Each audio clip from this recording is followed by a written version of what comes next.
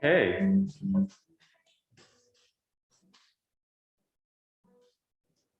So, welcome everyone. Hello. We're here at day 2 of String Summit. And in this hour, we are going to do a little bit of warm up and technique. Yesterday, we did a pretty in-depth look at tremolo with Mr. Kagan. And that's kind of jumping right into the deep end, technically, and getting our hands moving. We're going to do a lot of that today. To start, though, we have some fun stuff. Here in the middle of the circle, we have some leftover swag material from the GFA when it was last hosted here in 2018. That seems so long ago now, but it was a very memorable event, and we will once again host the GFA in future years. But these are for you all. So everyone, we have how many in the room today? Five of you in the room right now. There will be a 6th later. So everyone take 2 of those bags. And you'll think, why do I want 2 of these? But when you open it up, you'll see some of the stuff is redundant. Yeah, go ahead, it's yours. Go ahead and take it. But there's a polishing cloth in there. There's possibly a set of strings, a DVD, all kinds of good stuff. Not to mention the bag itself.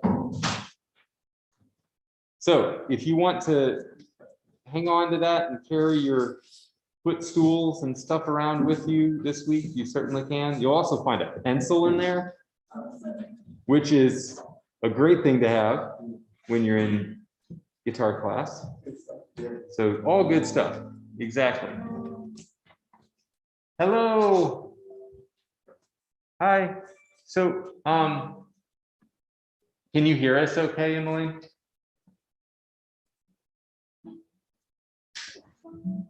Yeah, and yeah, I can hear. Hey, good, very good, very good. All right. Let's see. I'm gonna add to. Oh, you have your mask on. I thought you were Cole for a second. You're white. Yeah. Cole, because I was like, wait, you made a comment. I looked back at you, and yeah. So Cole is online again, and I'm going to also add myself to this meeting here, so I can show you some right hand stuff today.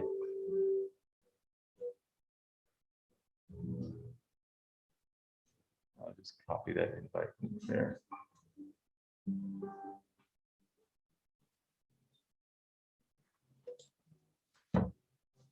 Okay, so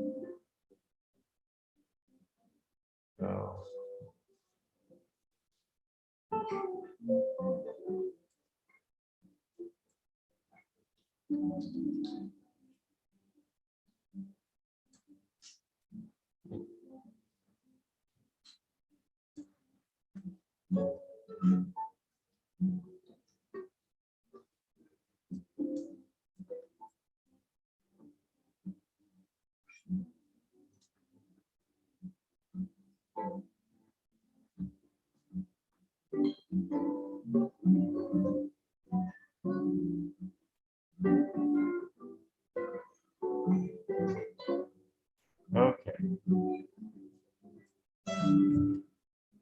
Where is that?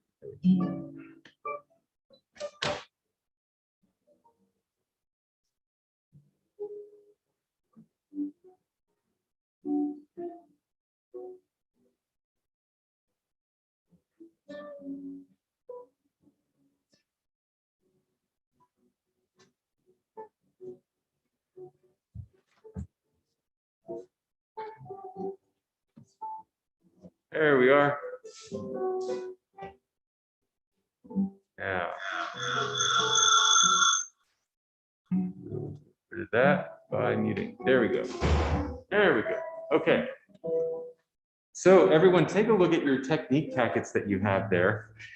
You're going to want to kind of just follow along with us here. I'm going to share my screen so that everyone can see our technique packet that we're looking at together here. And I'm just going to share with you a little bit of the stuff that we do here at the University of Louisville. Some of these pages you'll have and some you don't. This is a technique benchmark that I create for my students.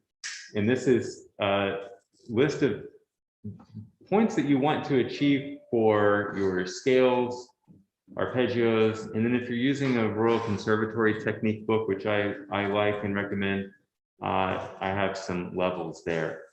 And guitar secondary, guitar primary, and performance major just means your level of like what you're studying at, and this is for college level.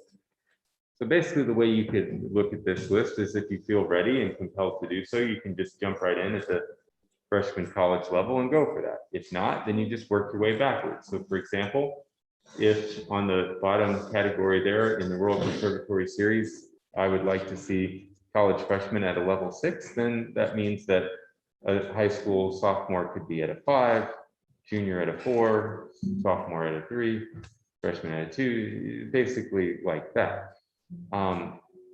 In all honesty, I think that all of you in this room are capable of achieving that level rather quickly. Level 6 is a freshman or even beyond. So then the other thing that we really want to kind of have in mind, those were sets of goals, right? So when we organize our technique, we want to have a set of goals like we would with any practice. The other thing is to organize our time. And the purpose of that is that while we may have some aims and goals to achieve, we can only do so by dedicating some time to the practice of the guitar. And that can very quickly get away from us if we don't organize that time. So say, for example, we get involved in some game or involved in some other activity with friends and we lose track of time and then we haven't practiced and there it is at 5 o'clock and we don't have the schedule in mind to practice. So we always want to keep track of that. The nice thing about that is that we have there, you see weekly goals and then some notes that we take. Taking notes of how your practice is going really helps you better understand what's working and what isn't, so you can change your practice. That's something that is the reason that we have succeeded in staving off extinction for hundreds of years as a species, because we didn't do the same thing over and over again expecting different results, right? When something doesn't work, we don't keep doing it, we change it. And by taking notes about our practice, we can change our behavior very quickly. There's a kind of outline that's there in your book. And look at that list there. This is from a very good book that's worth having in your library if you don't already have it. It's called The Art and Technique of Practice by Richard Provost. And you set goals, you set a practice schedule, you practice technique and note learning. All of those things are very good to keep in mind. This is how I began my practice and my work, is to just kind of get organized around the idea of practice. And by setting these kinds of expectations for yourself, you can really have a more clear path forward for how you will develop. And having these discussions with your teacher is also a good thing, so that he or she can help you achieve those goals. So for example, if your goal is not to play at a very high level, but to just play for fun, then there's a totally different approach that you would take with that than you would if you were trying to achieve entry into an elite performing arts school or something like that, right? And that's fine. That is just good to know what your goals are there. And then we have some things about repertoire maintenance and reading skills. That's a very important one. We should be sight reading all the time, every day. We should do that. So going on here, I have some little fundamental exercises that we're going to do. And I have these included in your packet. We're going to start off by playing these right away but I want to first just talk about the use of the thumb and review that again, since we were talking about that yesterday. And I'm going to see if I can do a little close up here in my video. So there we go, so that you can see. For one thing, I'm going to talk about nail shape with each of these things. So if you're using nails, this will change everything that we talked about a little bit. And here you can see as you can see with my thumbnail, I have I would say about a medium length to my thumbnail. It's not the longest thumbnail you would ever see. You can kind of see it a little better there. It's a dark background, but it's certainly not super short. This is just for point of reference, right? I'm playing off of this side. And I usually keep the opposite side a little shorter. That's a little bit unusual in a shape. And the reason for that is because of the way my nail grows and it hooks down on that side. So if on that side I leave it too long, that continually breaks. So it does me absolutely no good to have a broken thumbnail. So I don't keep that side long. So my ramp looks a little bit different. And also, we want to keep in mind the way the string is going across the nail. So can everyone in the room see this? Like on that screen? Yeah. So when we pluck a string, say I'm prepared on the string, something like this, right? When I pluck, the string travels toward the corner of the nail bed, not away from it as it does on the treble strings with I, M, and A. It's a different direction because my thumb is opposing the motion of my fingers. So in using a ramp that goes the other direction, I'm actually getting less nail as I go through the string than I am more. So that's another reason I like and favor this kind of ramp, that my ramp actually goes in the opposite direction. So as I file this down just a little bit for you, I've left it just a little bit on the long side to show you how I will file, because this is something that's also kind of a individual thing. Everyone kind of has their own preference. First of all, I would recommend a glass or metal nail file, at least a metal nail file. This isn't a high-end nail file, but it's a very good one. It works fine. It's also important that we think about the angles that we're going to file our nail at. Yeah, so here I'm holding the nail file steady at this angle, kind of like a 45+ degree angle, maybe a 60-degree angle. And then in filing my nail, I file by moving my nail and not the file itself. So I keep the file steady, and then I move the finger along it. And as I'm going, I'm moving the angle of my hand or of my thumbnail to the file as I go. Let me show you from this side so you can see that a little better. And I go in longer strokes. And at least at first, once you start to get the feel for this, and you'll see if you observe at other guitar festivals, you'll observe people all have their own little bit of way about this. You'll see some people moving the file and their hand and going really fast.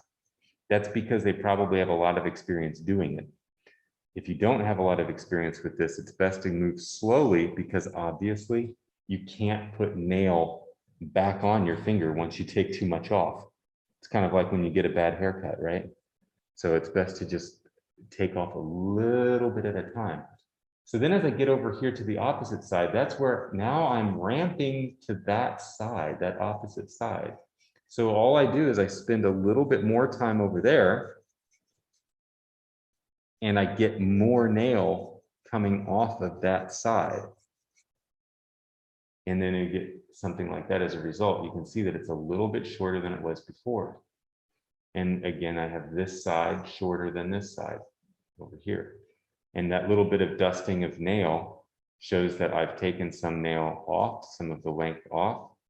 And with all of my nails, as we do this today, I'll show you, I take a little bit off the corner extra to make sure there's not some space down in there where the string could get hung up and caught in there. So I want to make sure that that is going right into the nail bed. And there's not a corner there that's going to get caught on anything.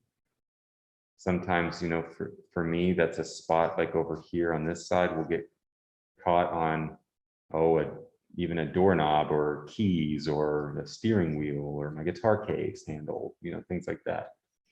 So that's what I'm looking for basically. And then the important thing is to finish this off. We want to get rid of all of the rough edge that's there. So the first thing I do is I'm actually going to even file along the top of the nail a bit. So this is not the underside of the nail that's contacting the string, it's the top side, because the nail itself makes contact with the string on all sides. The string rolls right off the whole thing. So I do this here, all of this, and see now I'm going just in a kind of downward motion to knock off all of those rough edges there. Just make sure all that looks good. And then I finish it off with sandpaper. You've probably seen this. This is to make a polished edge. The only thing I use for my nails is, well, nail clippers for my left hand, but a nail file and sandpaper. That's it. The other great things to use would be micro mesh. There are different types of sandpaper. This is specifically 500 grit open coat. This is not something you can just find at any hardware store. It's something you have to purchase online at a place like Strings by Nail. Little live advertising there for Strings by Nail. So you can get that stuff. And then I put the sandpaper around my nail file first.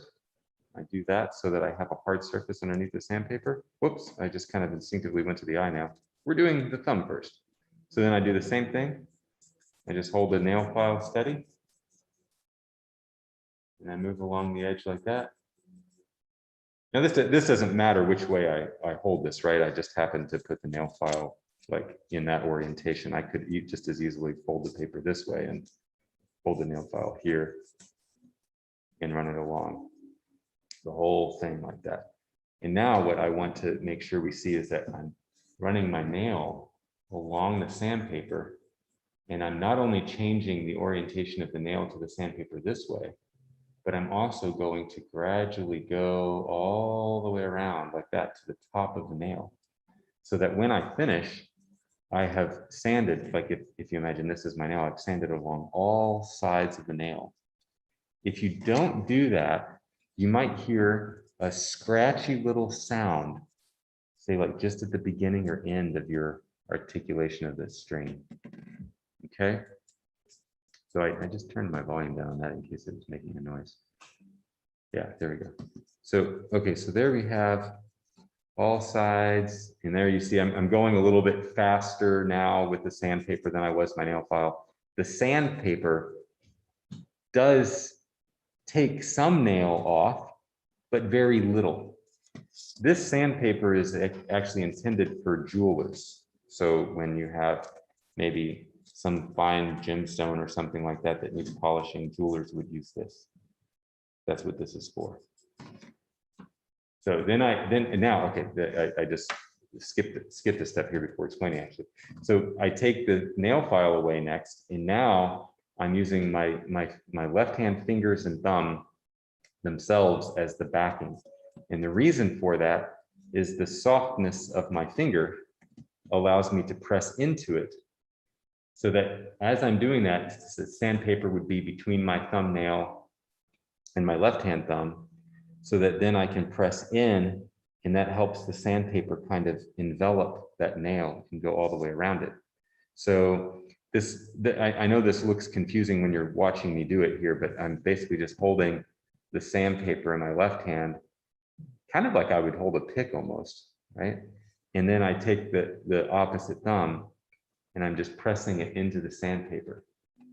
So now I'm not going in long lines. I'm just kind of staying in one place on the sandpaper and moving around the nail like that. I do the whole thing like this. And then after I'm done with that, I might also push it against my index finger, my first finger there, and do the same kind of thing. And so now that I have that, I can go to the string and show you what I'm working on with my stroke. The thumb, we're going to start by playing the fourth string, actually. The exercises that we're going to start on begin with the sixth string. We'll do those in just a minute. But here's the thing about the thumb. Since it articulates the string in an opposing motion to the fingers, we have to adjust our thinking about things a little bit. There are some things that are basically in principle exactly the same thing and some that are a little bit different. With the thumb, we want our stroke to come from the basal joint, the base joint. That's actually all the way back here in the wrist. So there at your guitars, never mind exactly anything about your orientation to the strings. Just hold your instrument up and pluck the fourth string a few times there.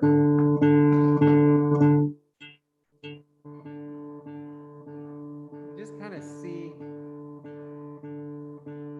what you observe. Yeah?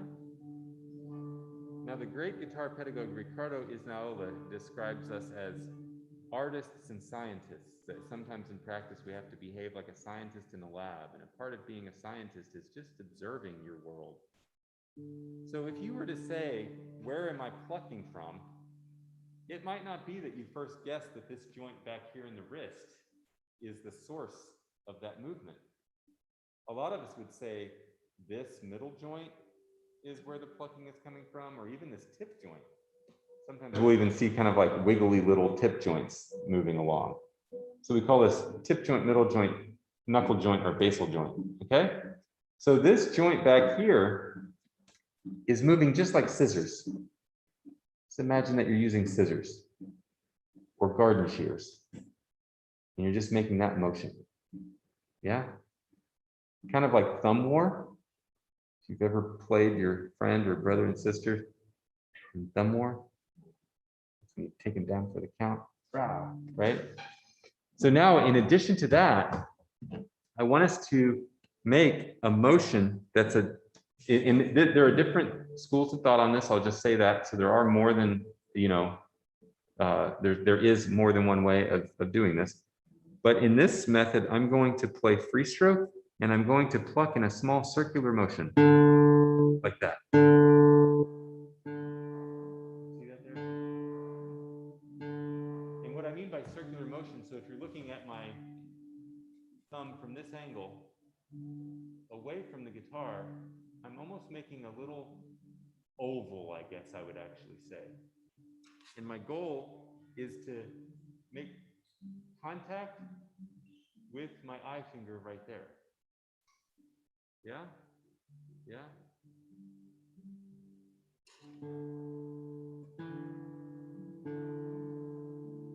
Yeah? So, the reason for that is the thumb, in its motion, if we were to pluck with the thumb just straight up and down, obviously, with the stroke being rest stroke, if I have that same position that I had before in my hand, I can play a rest stroke and then come back and reset. Right? If I make that little swoop, then there I have a free stroke. Okay, so with rest stroke, you're going to have a little bit more like a straight edge and then a loop back to the string. Yeah?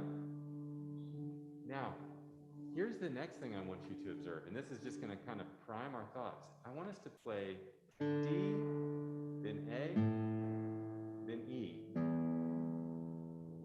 all while leaving I, M, and A on the first three strings. So look at my right hand, place I, M, and A on the first three strings, and then just play each of the bass strings.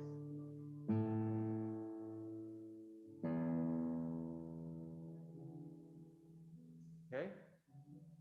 Now check this out. Watch what did not happen. I didn't let the thumb drag my hand over to the bass strings. This is a very common issue. When we play, sometimes we'll do this. You see how my whole hand is now over here?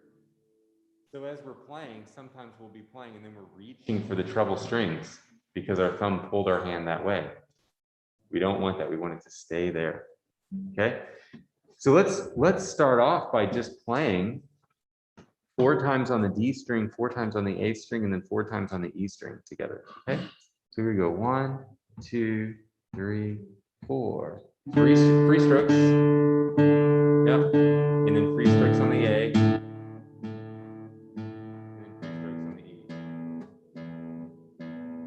Good. Now, what we did not have time to do there was damp the other bass strings. That's a very important issue. It's very important for us to damp our basses. We were playing all of that free stroke, so it ended up that we were, leaving the other bass notes ringing. If we wanted to stop those, one easy way here is this. Just simply playing rest stroke, right? A very light rest stroke, and that stops the previous bass string. But what if I'm going the other way? Now I have that E ringing. Well, if you have repeated notes like that, one way to do that is to let the side of the thumb touch the lower string. And there you see my wrist is adapting to that. So sometimes you'll move your wrist in situations like that. Okay? So now that we've done that, let's take like several steps back and look at some things with our posture and setup at the guitar. I'm going to share my screen on a little presentation that I have going here. And we won't look at all of this. I'm just going to reference some things that we have to look at in the way we want to set up at the guitar. This will be stuff that we keep in mind as we move throughout the week. So let's see here. Everyone can see that going on now. Yeah. Okay. Let's see, we don't need that. There we go. I'm going to leave this so I can see the side panel there. I'm not going to do the actual presentations and slides. Okay, so this doesn't apply to many of us in this room because I see, like, for example, it looks like Ella, you have a guitar that is sized absolutely appropriate to your height, and as you do, Katie, and maybe even Kayla, is your guitar 640 or 650? It's 650, so it's standard size.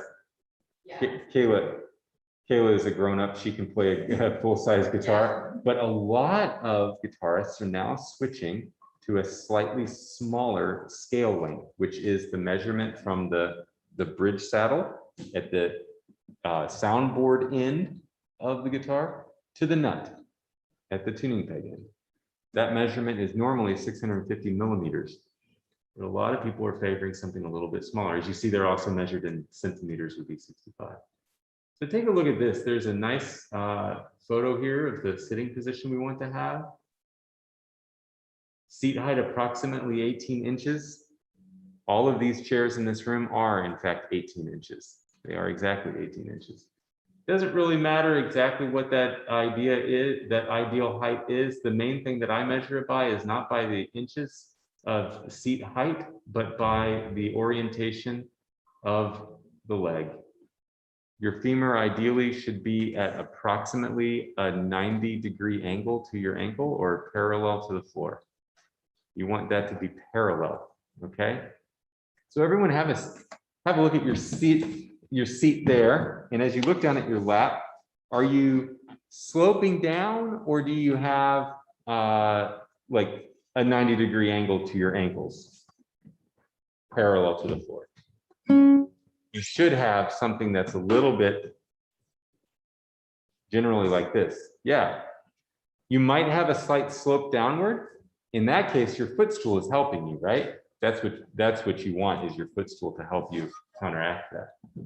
Okay, so then let's just keep going here. This is a photo of Pepe Romero as a young student. You see him there doing some not so ideal things with his technique. He obviously worked on his technique and changed it over the years. There, he's doing some things, I say, to minimize tension and maximize range of motion. He's leaning to the left while playing there in first position, and he has some torsion going on in his body, which is, it's like when you twist. These are two very common things that we do as guitarists. We lean to the left unnecessarily, and we twist our bodies toward the left. We don't want to do either of those things, except when we play above the 12th fret. Obviously, then when we want to go play those high notes like that, high B, we want to lean to the left so we can reach them better. Okay, now we're going to do some little like bone stacking and weeble wobbling, the little toy that bounces back when you punch it. We're going to do some of that, leaning forward and back. And then we also want to get a good angle here. I show this photo of Hubert Keppel from his book, Introducing the Guitar, where we have all these nice contact points with the guitar. So we'll stop this share for just a second and try this together and see if we can get our sitting position to resemble that. So first of all, everyone just in your seats there, find your place of balance. First of all, starting with where your feet are on the floor. So we're trying to do this concept of bone stacking where we're going to get our ankles directly below our knees. Try that first of all. Some of you might be sitting, the most common thing to see is like we'll sit and we have our ankles back here. What does that do? Makes us want to kind of fall forward a little bit. If our feet are way out here, then we're kind of leaning back. So any of those extremes, either of those extremes, kind of make us want to lean one way or another, and then we then have to counteract that. So get your ankles right below your knees. And now going up from there, check the left to right angle of your knees. Make sure that you're not too extreme to one way or the other, leaning out to the side or leaning your leg in. You want to be pretty much just right there over your knee. Okay, good. And now keep going up and see about your torso. You can lean left to right, and eventually you find that balance. You can lean forward and back, and eventually you find that balance. So that's a good thing to just check in with. Now, when we play, once we finally bring the guitars to our laps, we are going to lean into the guitar just slightly, but it's more about this motion, like we should have this slightly active motion. So what I want us to try is almost imagine like you're a little puppet and a puppet master has lifted your strings up. This is the motion like you're about to get up out of your seat. So I'm not slouched over like this, but I'm active in my core. So in my muscles, in my stomach, I am using that to support myself in my posture. Okay, let's all try that now with the guitar in our laps. You notice those 5 points of contact that we were talking about. We have one here, I'm using a support, so you see that is there at the support. The other one is on my right leg with the lower bout of the guitar resting there. And then I have a third with my right arm resting on the lower bout, bass side. And then a fourth with my guitar resting against my chest. And then finally, the fifth is my left hand thumb itself along the neck. Now, just focusing on those first four, let's take a look at the orientation of the guitar kind of from above. So the guitar, notice I have it leaning into me. That's ideal. We do not want to play with the guitar straight up and down. Two reasons for this. One is that this limits our ability to use gravity to our advantage. If I have my guitar angled in such a way like this, I can now use gravity to let the left hand hang here. Some, not all, but some of my energy here in playing those bass strings, for example here, in the left hand is coming from just hanging on the neck there. I use very little pressure from my fingers and none from my thumb. My thumb is just absolutely free back here. I'm not squeezing with my thumb at all. My thumb is only touching back there. The other thing, it's true too in the right hand that I can use that gravity to help me press into the strings. And then the other aspect to this that's helpful is that my points of contact are the same. I have the same number of points of contact, but my body itself is touching the back of the guitar much less. So that if I play with the guitar all the way against my chest, then my chest and my stomach are acting like a big muffle to my sound. If I open that back up to resonate, then I can get a much more vibrant sound that's at least recognizable here close to the instrument. Okay, so we do that, and then look at the angle of the guitar this way. You can see that the neck is rising up this way. Part of that is done by where I have set my support device, but you can imagine if I change that, I might have something, say, more flat like this, where it's getting closer to parallel to the floor, or I might have something more inclined like this, where it's getting closer to a 90-degree angle. That angle we want somewhere around 45 to 50 degrees, right? That's not true for all players. You will see different opinions on that, the different preferences on that. Pepe Romero is one, for example. He has a very low incline to his neck, while other players, Javier Jara, for example, have a greater incline on. Okay, and then finally, I have the guitar leaning out away from me.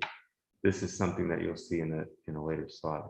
But let's go ahead and try doing just a little bit of an exercise here with that.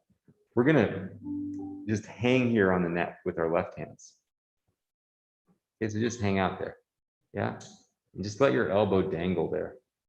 That's it. Yeah, and now put all 4 fingers on the 6th string. And I'm at the 3rd fret approximately, right? So I don't really mind where I am at all, okay? Yeah, good. Now slide all of that up to the 7th position. So you're at the 7th, 8th, 9th, and 10th frets with your fingers, 1, 2, 3, 4.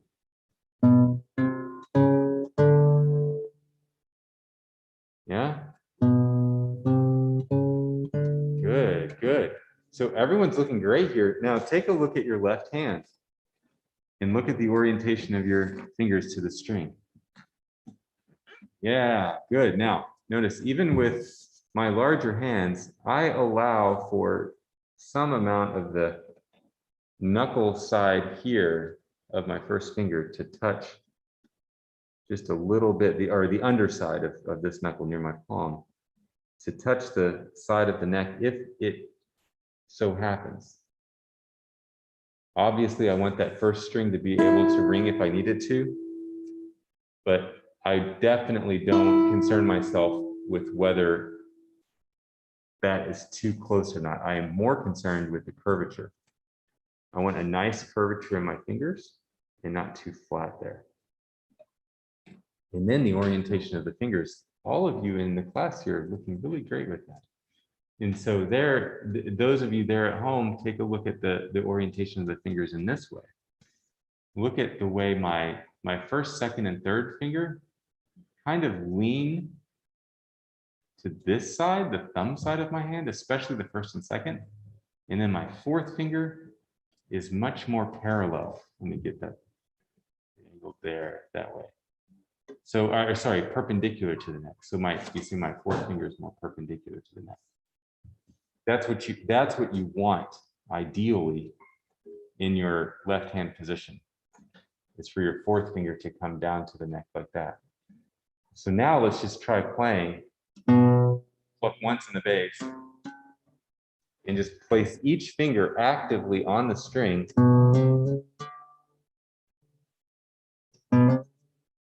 There you go, yeah. And as I do that, I'm imagining I'm leaning the weight of my hand into the pinky finger. There we go. Kind of a satisfying sound. Good, good. Okay, so that's the basics of the left hand position. Now, looking at one often neglected or overlooked aspect of this, look at where my thumb is. I will just share that this is another school of thought that is different for some. I believe the thumb should be here, behind the 1st or 2nd finger. you will see some technique books, some by very good guitarists, that will tell you to put the thumb here, behind the second and third finger. I'm not in favor of that because one, they accurately argue that that places the thumb at an angle where it balances the hand on the opposite side, meaning like this. If I take a pencil or my nail file, that it balances this way. I don't want that. I want that to be placed so that my thumb is back here. Imagine the thumb is like the hinge of the door. I want that to be the place that's the hinge so that I have greater potential energy toward my fourth finger if I'm doing a slur. I also want my thumb out of this position because it's creating tension back here at the base of my thumb. There's less tension when I place it behind my first finger. So that's why I favor this. This is more like a position that you'll see in books by Hubert Keppel and Aaron Shearer, more similar to that position. And that changes slightly depending on the position that we're playing along the neck. Okay, so that's what we want. All right, that's what we're going for. And then notice that my elbow is hanging by its side. Okay, not out here to the side. Okay, now I'm going to switch back over to some examples, and then we're going to do an activity here together. So let's take a look at what that looks like in some of these photos I'm sharing with you. Oh yeah, the triangles. So we had that triangle there. You imagine that triangle to your back, and then a triangle to the guitar from your eyes there. That's essentially the angle of the neck that we're talking about there. And then the angle looking from above. Notice that the guitar is out a little bit. So the neck is sticking out closer to your audience than the bass. Okay, cool. So there's all kinds of stuff that we're going to get into here with this, the flexion of the fingers and where tension is coming from. We'll get into these things. Here's the thing I wanted us to look at for now. This circle. And there's the little O that we're creating, the knuckle, middle, and tip joints. Okay. So we're looking for that in our right hand and in our left hand. So you see the left hand and the right hand there are kind of mirroring one another. So you almost imagine that they're doing those two kind of complementary forms, one above the other. So here, I'm going to show you a good way to get that position. We're all going to have a chance at this. And what I use with my students is a racquetball or a ping pong ball, depending on your size. So to get that hand position, what we're going to do is take a racquetball and we're going to place it in our palm like this. Notice that I have my thumb position over here to the side so that I have my thumb kind of right there between the middle and tip joint of my eye finger. Okay, so I'm going to pass these out to the class. Asher, I'll kind of let you share some as well. And we're kind of in a racquetball room here, actually, which is kind of fun. I'm going to roll these rather than bounce them so I don't like end up there. Yeah. Oh, and Ella here, this one is for you. And you can give the racquetball to Katie. And then Peyton, there's yours. And then Wyatt, there's yours. Maybe Peyton kick it over to Wyatt. Good. And Asher, you will make believe you have one. I don't have another one. I'll use this one to show. Okay, so take a look. Take a look here. We have our guitar set up in our lap. I mean, literally. So put your guitar in your flat down in your lap, and put the racquetball in your hand. And then let's put I, M, and A on the first three strings, and then the thumb on the fourth string. So now I'm letting that racquetball rest on my strings. So that racquetball is sitting there on my strings, right? And then I put my hand there in that position, right? Now what I want to do is I want to look at my wrist here Oh yeah, and Cole and Emmeline, if you're at home doing this, you can literally use a racquetball or tennis ball or anything like that, or you can just simply imagine that you have one. It works well too. A lemon would also work, or a lime. So then I think about my wrist angle in what we call deviation. I don't want my wrist turned this way or this way too much at all. I actually want it to be straight. So I imagine it in a straight line, kind of like this. I'll show you here. Tuck this underneath my arm sock. I do this. There's a straight line down my wrist, more or less like this, right about there. Okay, that's the line I want to envision, like that. Then put the guitar in playing position. And now let's move that ball underneath our wrist. And just rest your wrist there on the ball. And take a look. There you have your perfect little circle in your right hand position. And you also have the correct wrist height, most likely, for most of you. Okay, so I'm going to come around and have a look, see what you got there. Just making this. That's good. Exactly right. Great. That's very good. Yeah. You want your thumb closer to the frets than your eye. So I'll show you, this is a very common thing for us to adjust, is right here, this deviation idea, is that we'll often want to kind of get our thumb back here. And so you see that my eye finger is closer to the frets than my thumb. That's not good.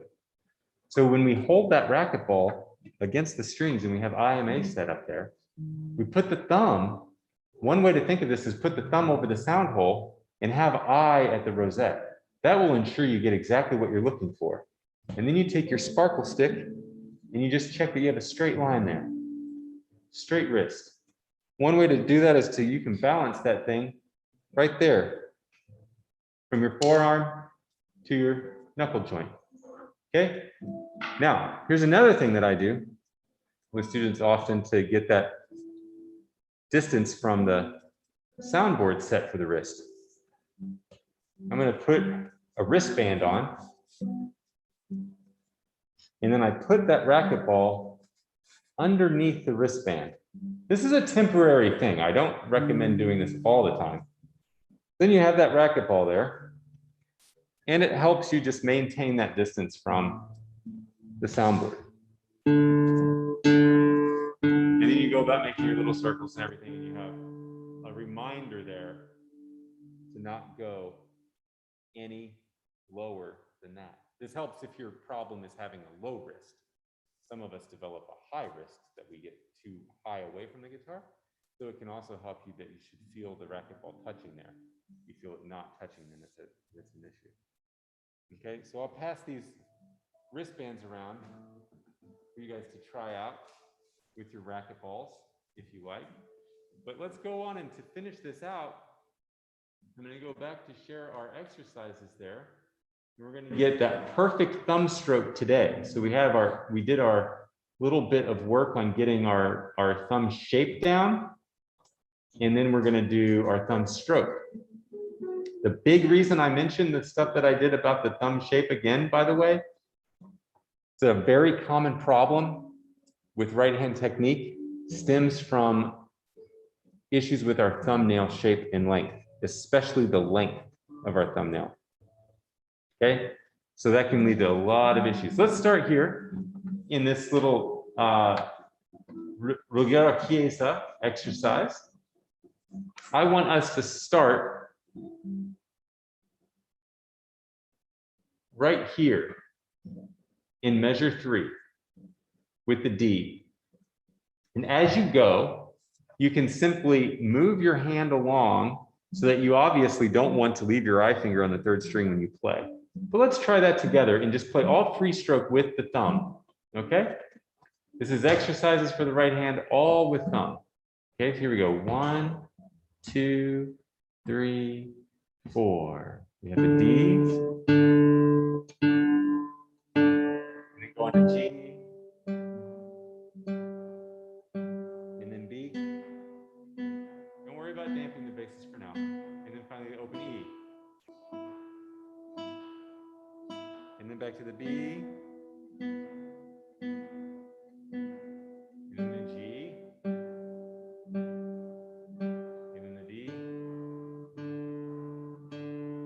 And now move the whole hand over to A. And then the whole hand over to low E. Yeah.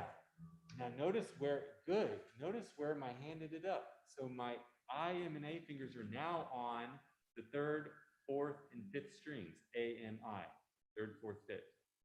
I did that because for right now, I'm keeping exactly that same hand position as I complete my string crossings, okay? So we're gonna have 2 different kinds of string crossing that are possible here.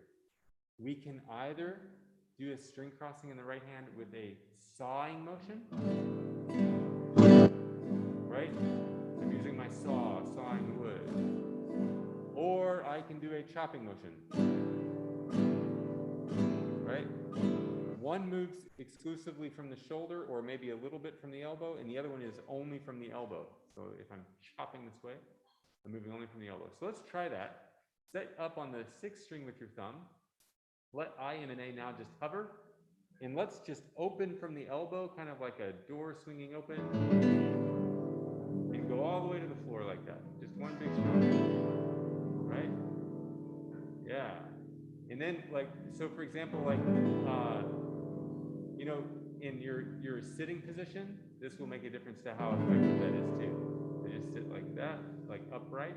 Don't like slouch on your guitar and stuff like that. It's just, yeah. There we go. Like that. There we go. Yeah. Now, the other method that we were doing in playing just one string at a time and moving across,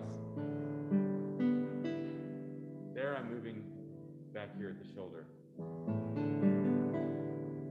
Okay. Yeah. Now, I'm going to stop there for just a second. Any questions so far? Yeah? Cool. Now we're going to make some noise in this class. We're going to do some other sounds and stuff, but first I want to kind of give us a head start on what we're doing next and to do a recap of what we did. We went over thumbnail shape and length and how we used the sandpaper on that, right? We're going to do more of that in later classes. This afternoon, we're going to have some playing.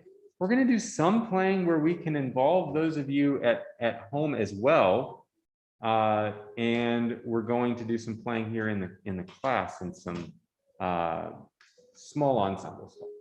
Just kind of for fun type of thing playing together. And remember what we did with our posture and our nail file when we were shaping our nails? Try to do that same thing as you're working your nails, and we can do that in class this afternoon with I, M, and A. We'll hit those fingers this afternoon and making sure that we do a good job with the nail shape and length, and then finishing off with our sandpaper or emery board or micro mesh, whatever that may be. Okay, so now for a fun little exercise to end the thing, we're going to do a challenge for all of you in a little kind of body awareness exercise. Okay, so this is going to be something where we're going to have a little bit of chaos, organized chaos in this. So let's all set up in our own favored chord position, whatever it may be, in the left hand, but it has to include a bar. It does not have to make any noise. Your choice could be to simply mute the strings. Okay? So what we're going to try for is, first of all, playing, pick any 4 adjacent strings, 1, 2, 3, 4, 2, 3, 4, 5, 3, 4, 5, 6, whichever you want. And we're going to make a good, first of all, a good hand position with the chord that we choose, meaning that our elbow is just hanging by our side. And then we're going to play P-I-M-A. And try to first of all get all muted notes like that. And then gradually all buzzes. And then eventually all notes sounding. I recommend if you're having trouble with the bar to do this at the 4th, 5th, or 6th fret.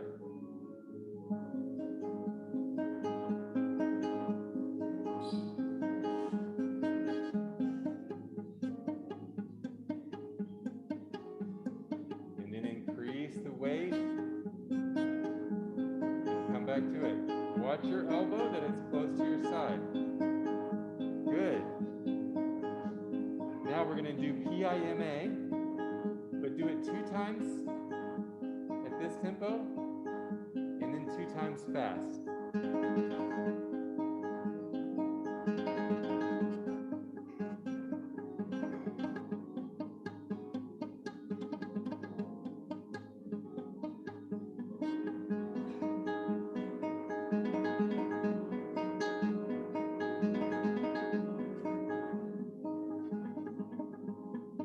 Yeah. Now I'm going to change my chord when I come back.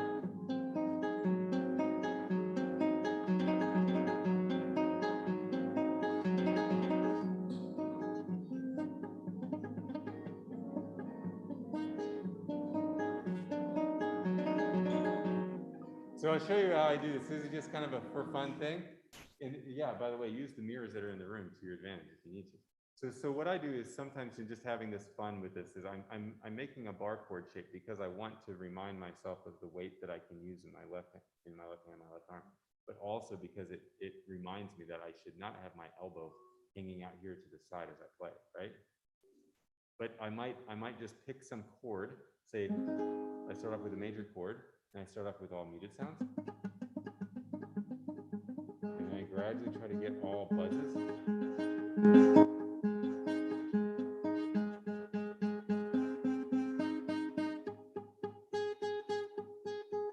See, and I find where that place is that I get a buzz and not a fretted note, and then I get all my notes fretted, and I stop there, no more weight. And then as I back off of that, I want to go through that whole phase, the muted notes. And then I change my chord quality.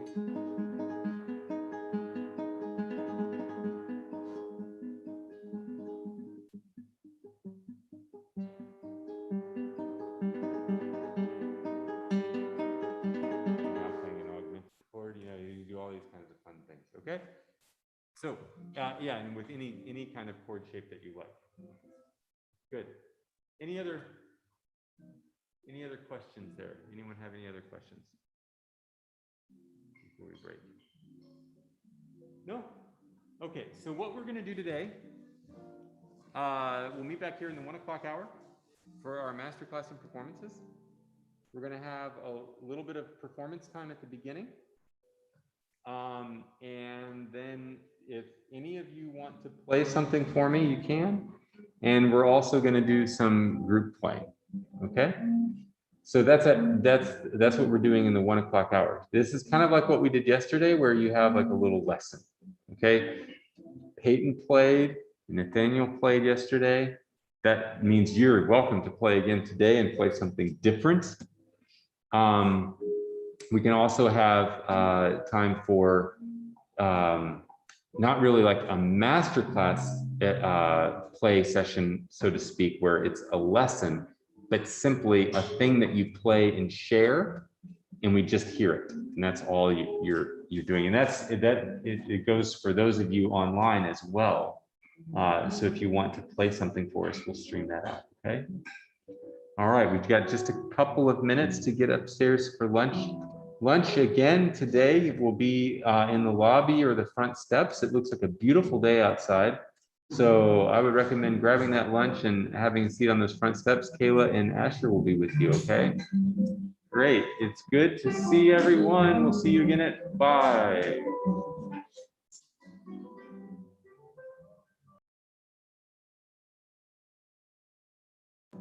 Sorry, I mean at 1 o'clock. What did I say? 5. In room 5 at 1 o'clock.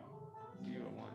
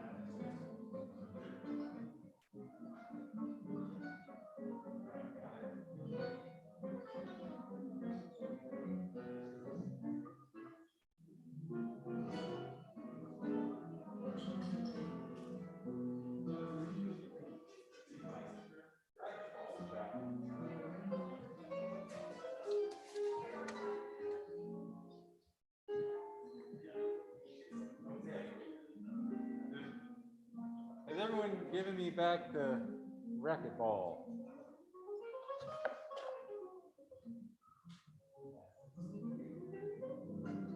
Okay, I think I got them all. One more? Ah. Okay, now. So what I've just given you, these are Latin American songs and dances. They're all duos. We'll play some of those together here later in the class. The first thing that I wanted to start off with is to see if we have any volunteers to play first for the masterclass part.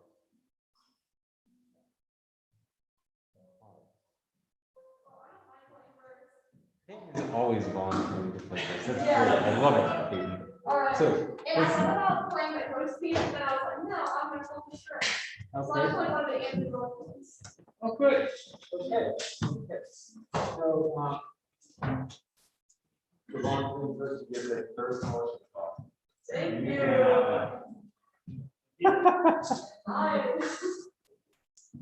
Great. Okay. Cole is there too. Hey, Cole. Good. Let me move chairs around just a little bit so that we can see what we're doing here. Hey, Cole.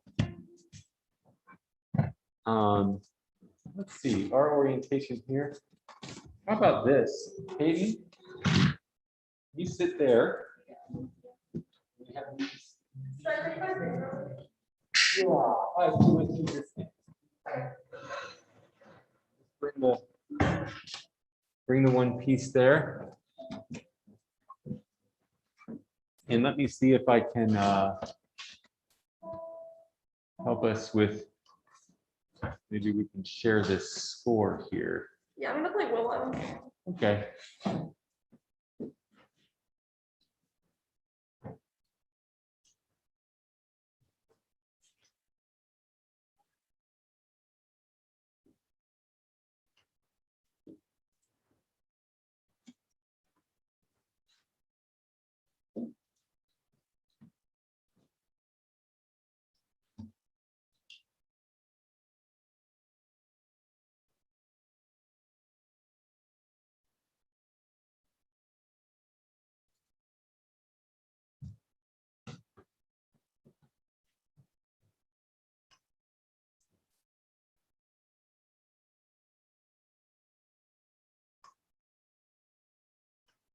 See if it comes up if I just switch this.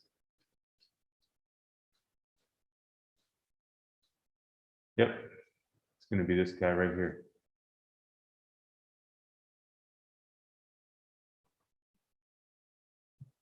You notice it brought up, that's amazing. It brought up the photos of my trees.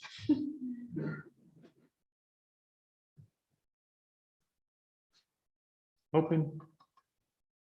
That's it.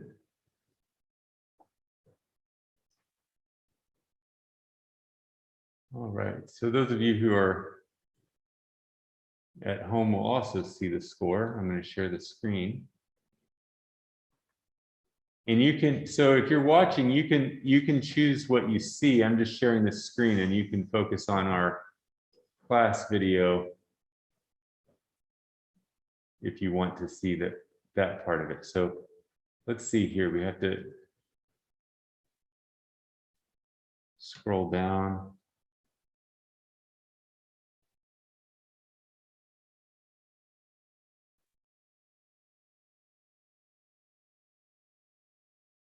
There it is.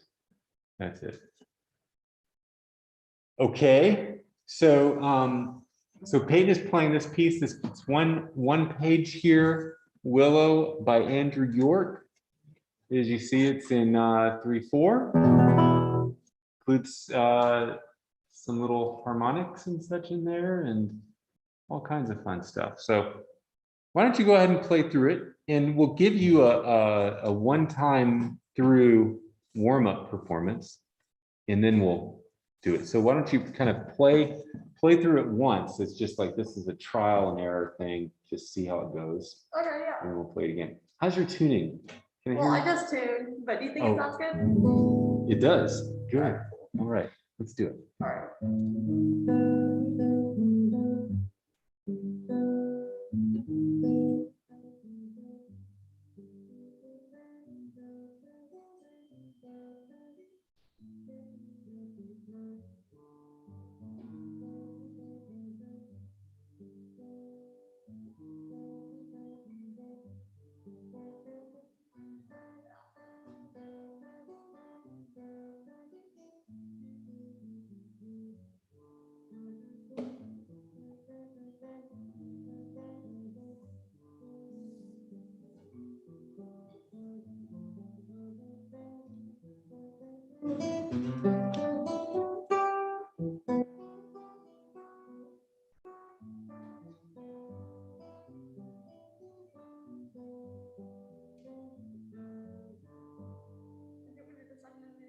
Love it. Great. Good, Peyton. Good. Yeah.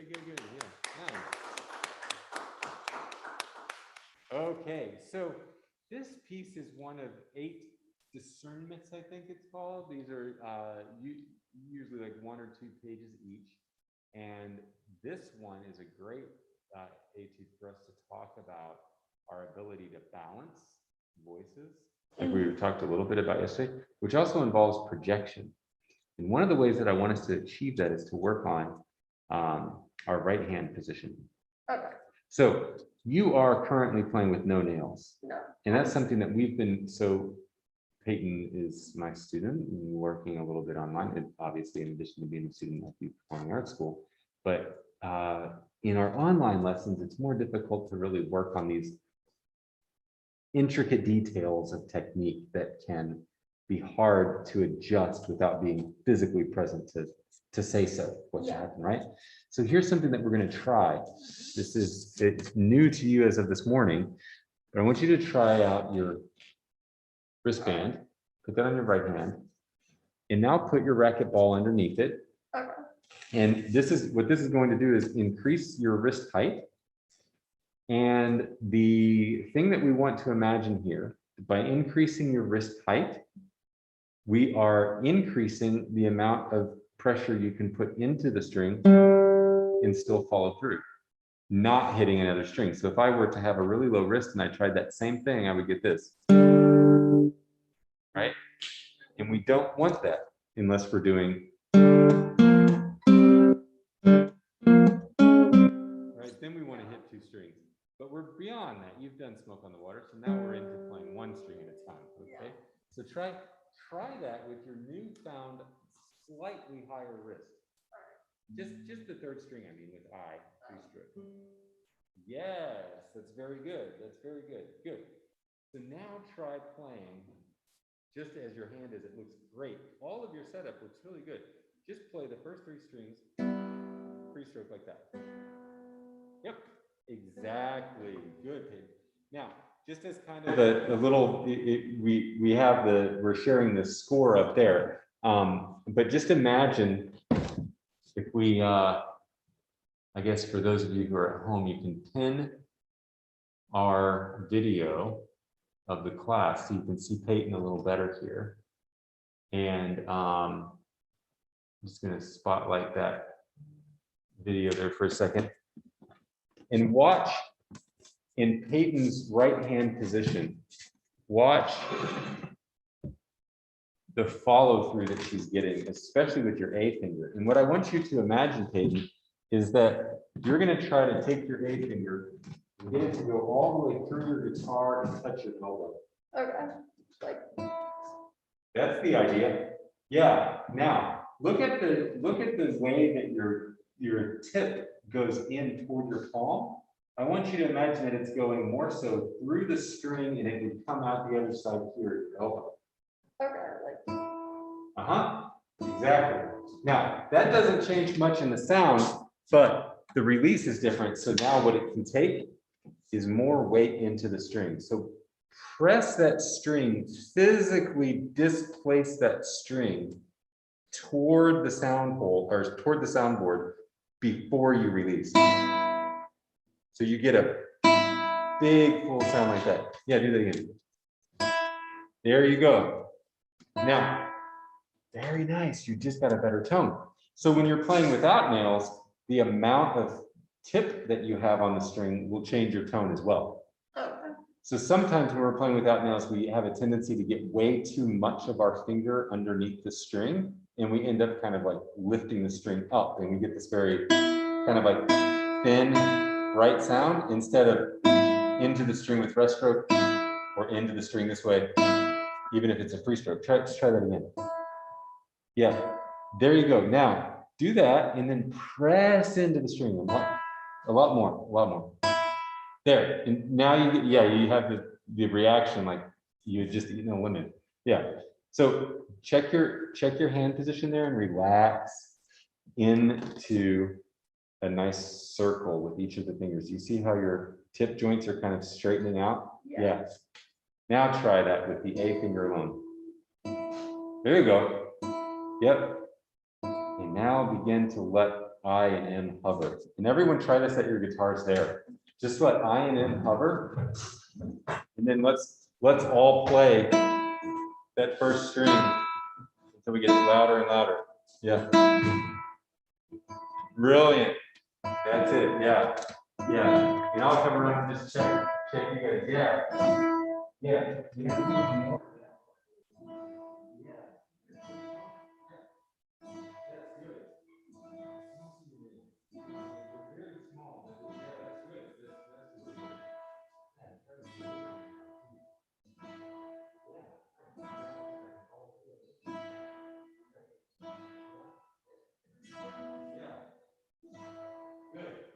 Okay, good.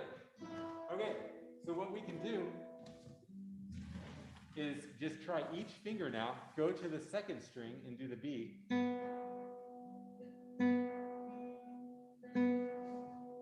And then the third string, G. Good, and we'll play around with the dynamic level that we do there. So what I want to hear now, Peyton, is that we have the melodic line that's at the top, that little motive. It's just a little neighbor tone figure, right? B, C, B, A, B. We want to hear that louder than, right? That's quite a dissonant interval to begin with. It's a bold move there. But what we're basically hearing here is this chord with this adjustment right from the beginning, right? So we have, sorry.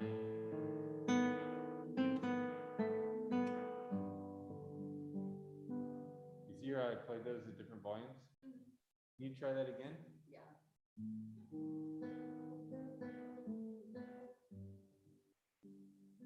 Great, good. Now, as you all are seeing the score here, I'm going to make sure that I allow you to see that score again. And then, so we have an issue in our guitar notation. It's not always perfect, the rhythm that we see, because we're all on one staff. What I hear here in the melody is that B rings out. Yeah. Not. Right? Yeah. That sounds disrupted, and it's a little bit like a interruption in continuity. That's like a hiccup would be for someone singing, right? Yeah. So we don't want la la la la la. La la la la la la, you know, Yeah. it sounds a little bit demented. So the beauty of it is we just let that note ring by not touching that string. So just try this, play. See,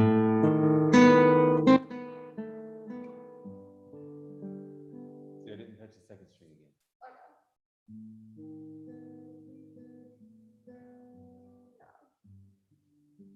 Yeah, can you do that? Do that again. I think you're on the right track, but just make everything a little louder. Okay.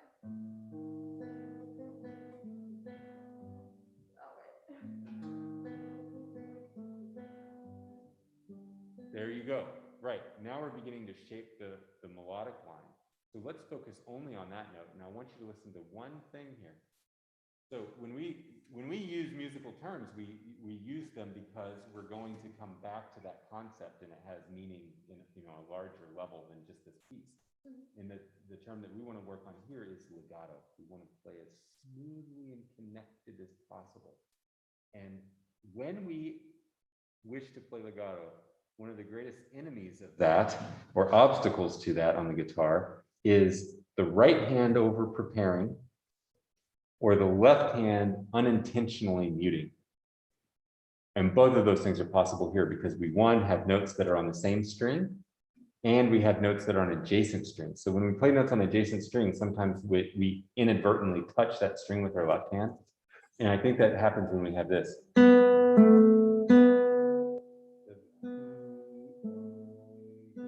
I want that B to sustain all the way until the moment I play the A. So that would be as if I sang it in one breath. La, right? That's called a melisma. When we have something where we sing multiple syllables under, or multiple notes under one syllable. Yeah, try that. There you go, exactly. So one extreme would be that there's silence between the two notes. The opposite extreme would be that the two notes ring over each other. Yeah, that sounds like wind chimes. Yeah. Not like a bird song. This sounds like little like pecky notes, hiccups and stuff, right? It's too disjointed. So try that now, melody alone, but with all of the notes. And notice this, Peyton, the right hand fingering that you have in there also helps this. So knowing that you're playing that, what was it? M, I am, or something like that. M, I am, I think is what you actually have in there. Yeah. Yeah, what is that? I think you have P, P, M, I, M, I, A. I think that's what you have in.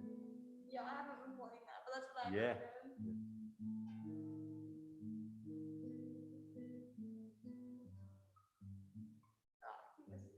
Yes, that's what you have in there, that fingering that you just did. Yeah. So check this out. When we play here, so see this area in measure 2? Yeah. There we have the B again later in the measure. And it's on a weaker beat. It's on beat 3. Andrew York knows his stuff, and so he did something that's very common in songwriting or in melody composition. He has the melody starting on beat 2, and this little motive ending on beat 1, a strong beat. It goes across a bar line.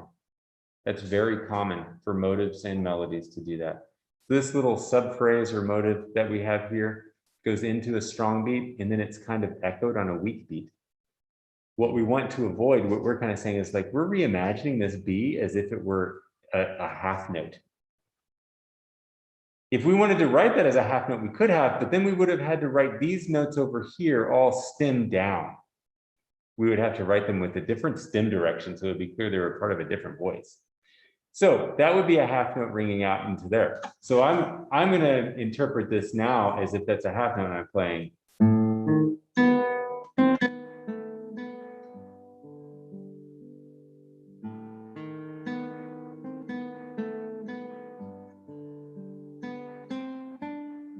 I'm sorry.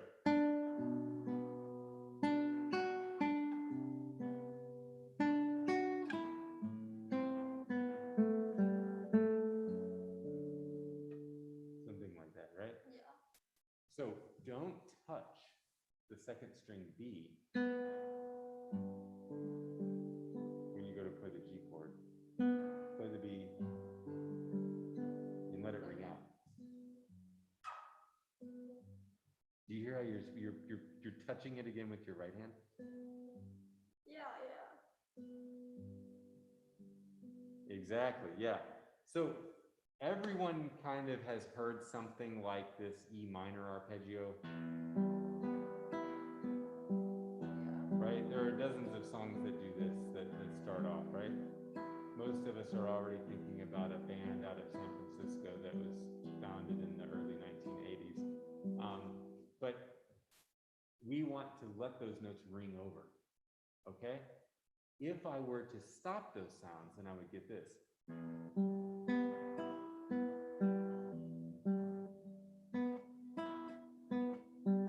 It becomes very difficult to do, actually. Yeah. But the notes being interrupted take away from the resonance of the instrument. That's one of the assets that the guitar has, right? That we can have many notes resonating at once. So when you're playing that B and you're putting your fingers back on the strings, that's a product of part of our early training and preparation where we want to prepare notes in advance. There are good things to that, but now let's break that habit and not over prepare. So everyone just do this for me. This chord that I'm playing is simply all open strings in standard tuning. It's the first three strings and then the sixth string. Yeah. So let's just play that. And first of all, let's change up the pattern just a little bit. We're going to play E, the first string E, and then E, I, M, A. And I want to hear that E ringing out the whole time.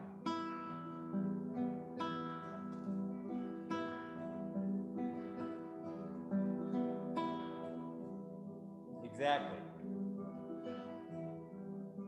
Yeah. Now, rather than doing a whole thing of setting up my other camera here, since it's just a short thing to show, I'm gonna stop this share of the screen for just a second. I'm gonna show you. Yeah,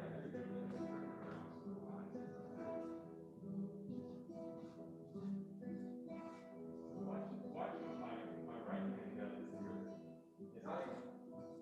You guys in the class can't see that if I'm in the video.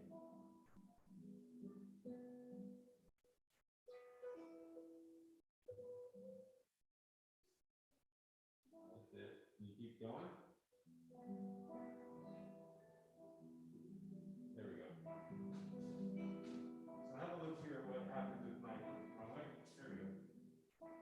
When I'm preparing those notes, watch this. I play, E plays, I prepares, I plays, N prepares, N plays, A prepares, A plays, E prepares all over again.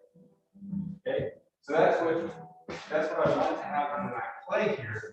Is each finger prepares one after another. P plays, I then prepares, I plays, N prepares, N plays, A prepares, A plays, E prepares. The whole process starts all over. So to practice this, let's do a little adjustment of that same thing. Instead of doing that on 4 different strings, we're going to do it all on the first string. The great thing is this informs us from what we did yesterday, the tremolo. So we're going to do P, A, M, I, P, A, M, I, P, A, M, I. Do it all on a single string. Yep. And now reverse that a little bit, do P, I, M, A.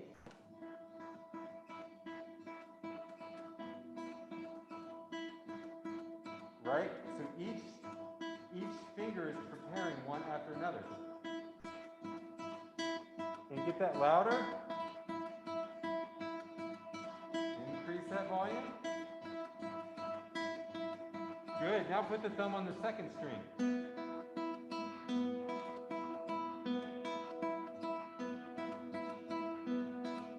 Keep I, M, and A short.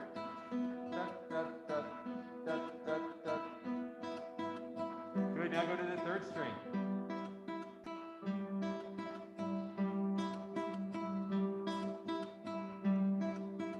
Now the fourth string. All of those notes are short. Now the fifth string. Now the sixth string. Yeah.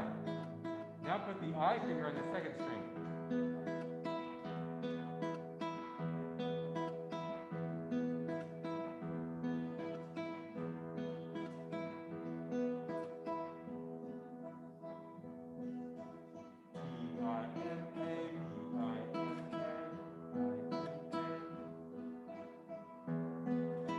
And now put I and M on the second string and A on the first string. So you have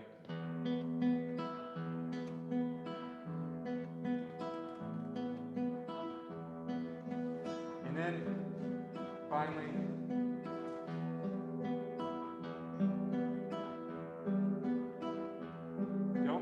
don't put I, M, and A down all at once, right? Put them down separately. Yeah.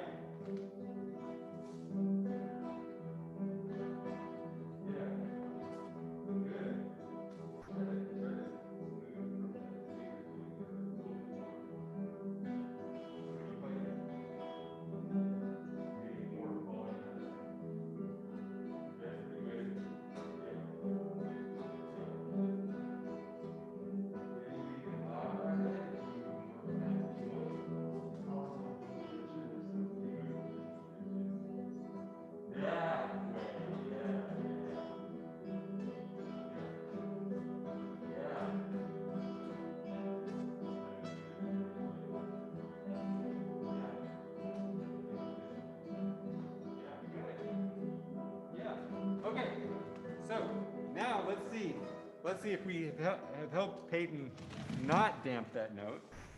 So try that second measure. Just play the second measure, the B. Do it again, I didn't hear it. Yay, you got it, excellent, that's good, that's good. So when notes sustain like that, it gives the line greater continuity, meaning connection across the measure. We want that to be present because that, again, is an asset of our instrument. It resonates there. Playing to our strengths and disguising our weaknesses is what we want to do. Okay. Good, good. So let's keep going and let's listen for some enjoyment in this aspect of the piece. We have two notes at the beginning that start off with this sound.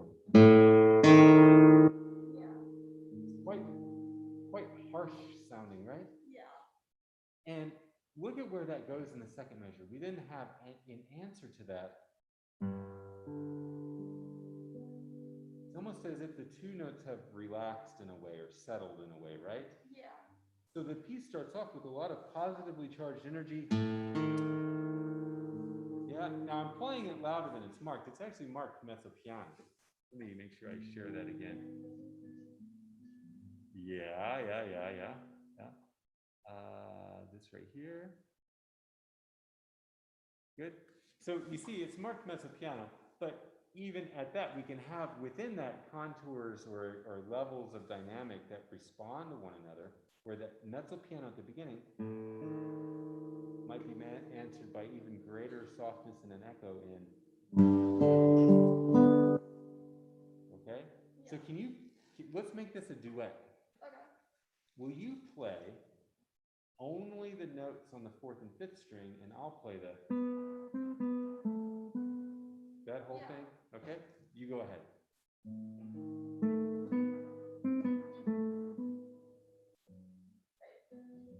It's hard. I know it's hard to play only the bass line, right? Okay, you ready? Yeah. You go ahead again.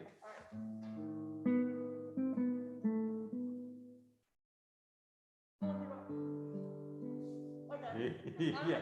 So you're playing 1, 2, 3, 1 and 2. Okay. Do it again.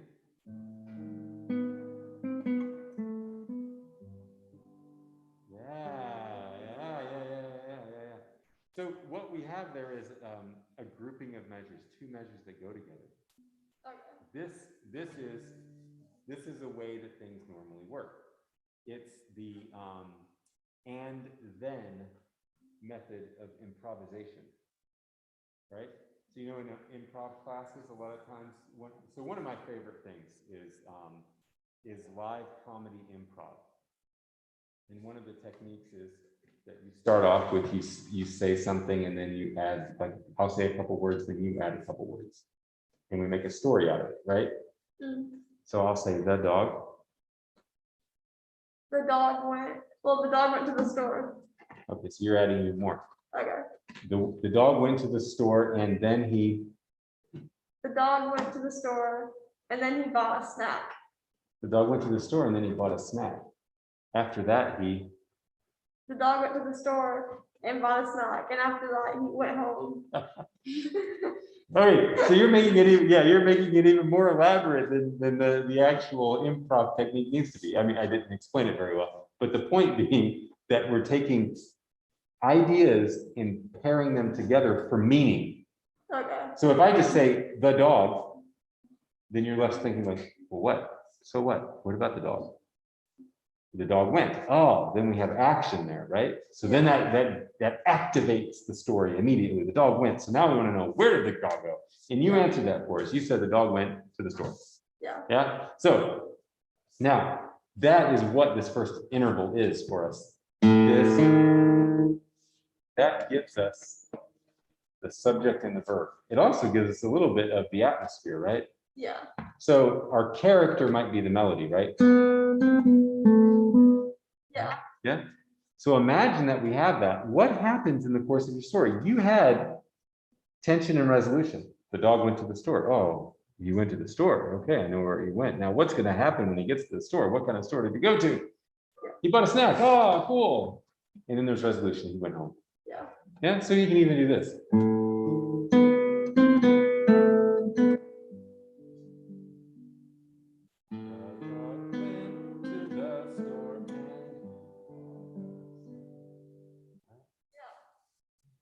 So those two measures go together. Then what happens from there?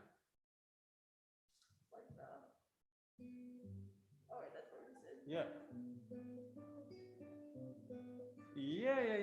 So he elaborates on it, doesn't he? Yeah. So look at that. We had two measures that went together. Then watch this. In measures 3 and 4.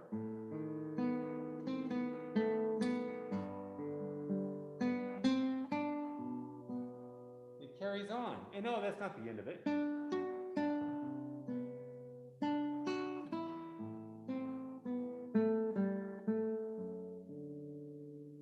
And that's kind of the end, but not quite really, right? Yeah. So we need to kind of think about this kind of inhale, exhale, breath, and relaxation as we play. Yeah.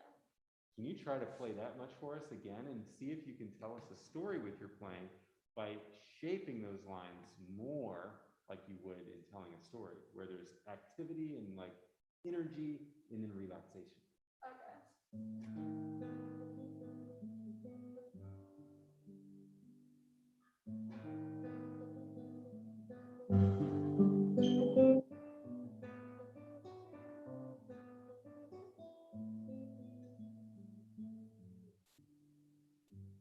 Yeah, right. In that note, it kind of goes to the next line, doesn't it? I like that I observed something that you changed in there. It's not quite what's on the page. Did anyone notice something that Peyton did that's not technically indicated on the page? There are a couple things that she did. I'll see if I can imitate it. See if you can tell me, and even bonus points if you can tell me what word goes along with this. I'm going to start in the second line. So it's this.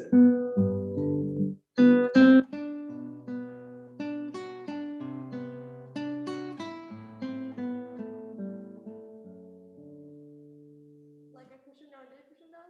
That's one of them. You definitely did some crescendo and decrescendo. What other thing did you do that goes along with that? What did I do with the rhythm? Did I play the rhythm like exactly? Yeah. I did a little bit of a accelerando, which is just the fancy Italian word for accelerating, right? I sped up and then I slowed down, which generally is when you speed up and slow down like that, that general activity is often referred to as rubato. Yeah. What does rubato mean? I don't know. What does anyone have an idea? Borrowing or stealing. Exactly. Yeah. Borrowing or stealing. Isn't that an interesting little nuance in definition too, right? In some cultures, we would say stealing. In other cultures, we might just call it borrowing for a little while. But yeah, I like the idea that rubato is it is when we manipulate musical time in such a way that we have to pay back everything that we took.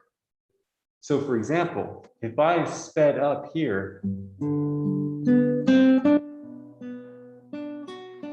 speeding up, then I slow down to complement it.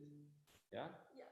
So you imagine that you want, if one is a perfectly steady tempo and the other one is speeding up and slowing down, then eventually you end up getting there at the same time.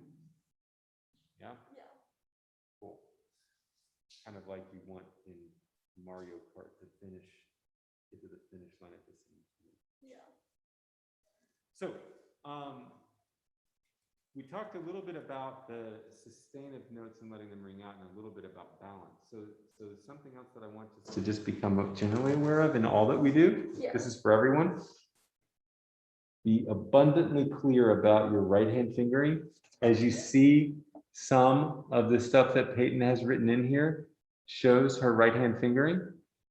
And then when there's a measure where it's exactly the same, it's not included again. That's okay as long as you're making sure that you're still following it. But do the right hand fingering that you plan on, and plan that right hand fingering to be most advantageous to letting notes ring out and balancing things and working with good string crossings. That's a lot of stuff to consider, string crossings and everything, right? So before we pivot to something else, do you have any questions on this piece? No. How is that feeling in your right hand wrist? I like it because I don't have to like do any work to think about it. It just stays there. And I'm watching you to make sure that you're not pushing into that ball. That's good. You don't want to push into that ball. There's one more thing that I want to work on here. Yeah. When you start that piece again, start playing from the beginning. Okay. Yeah. Now watch this. You see how far out your elbow is? Yeah. Just let that relax. You Okay. see now your elbow is pointing down to the floor. Yeah. Yeah.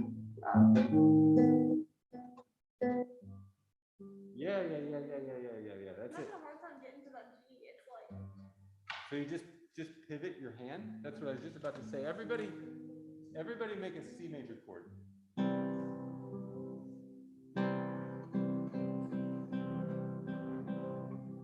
And now everybody make a D major chord. And then go back to C major. Yeah. Yeah. And it's okay if you don't know exactly the D major shape, I can show you that. But you probably notice your hand pivot just a little bit. Not a whole lot of movement, but it pivots a little. Now go from C to G. Yeah. Oh, play the G with 1, 2, and 3. That's a caveat that has to be made. Yeah. So when you play that, your hand pivots. But look what doesn't happen is I don't bring my whole elbow out to the side. Yeah. There you go. Wait, elbow. That's that elbow. There. That way. Yeah. That's better. Make sense? Yeah. Yeah. Good. And that's that's something that you were doing whenever you had to play. You played the D sharp and the C. They're in the same fret. So it's really common for us to tend to bring the elbow out to the side. So no need to do that. We don't want, I'm going to make sure that this is not showing so you can see even better. It's this, when we have a D sharp and the C there, sometimes our elbow starts to go out to the side like that. We don't need that. Yeah, my elbow's so far out. Yeah, you see that? Yeah.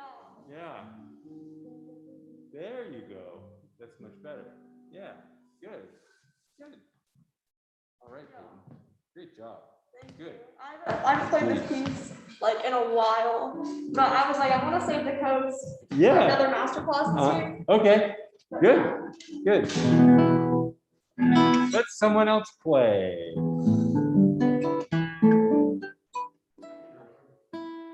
sure can. I thought you were going to volunteer to play. No? Okay. Asher, would you mind Paul monitoring the restrooms, and Wyatt, just come on back when you're done? All right. He'll show you. Asher will show you where. How about there, Cole? Yeah, I'll play. To play something for me today? Sure. I'll play Sarabon. It's Bach 997. Are we hearing you? Yeah, can you hear me?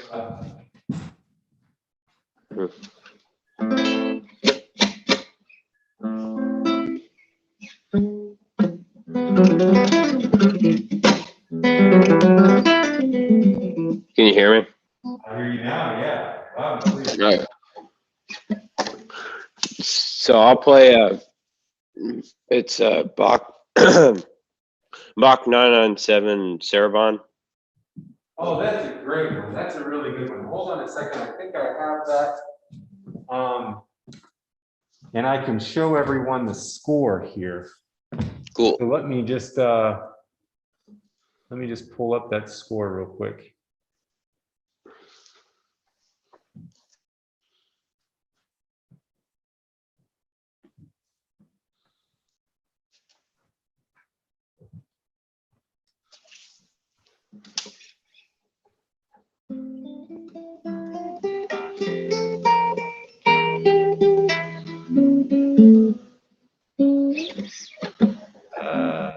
Which one do I want? What is it?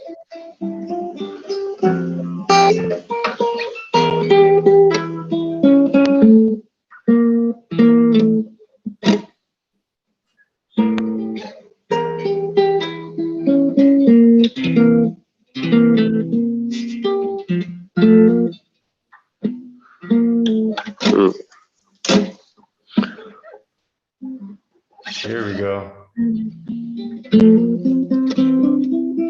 All right. So Hang on just a second there, Cole. I'm just taking a second here to get to that page. Okay, hang on here.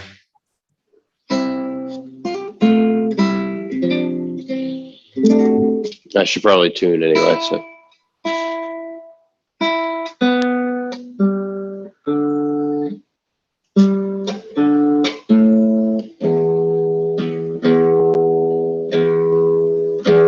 Also, hopefully a train doesn't go by while I'm playing.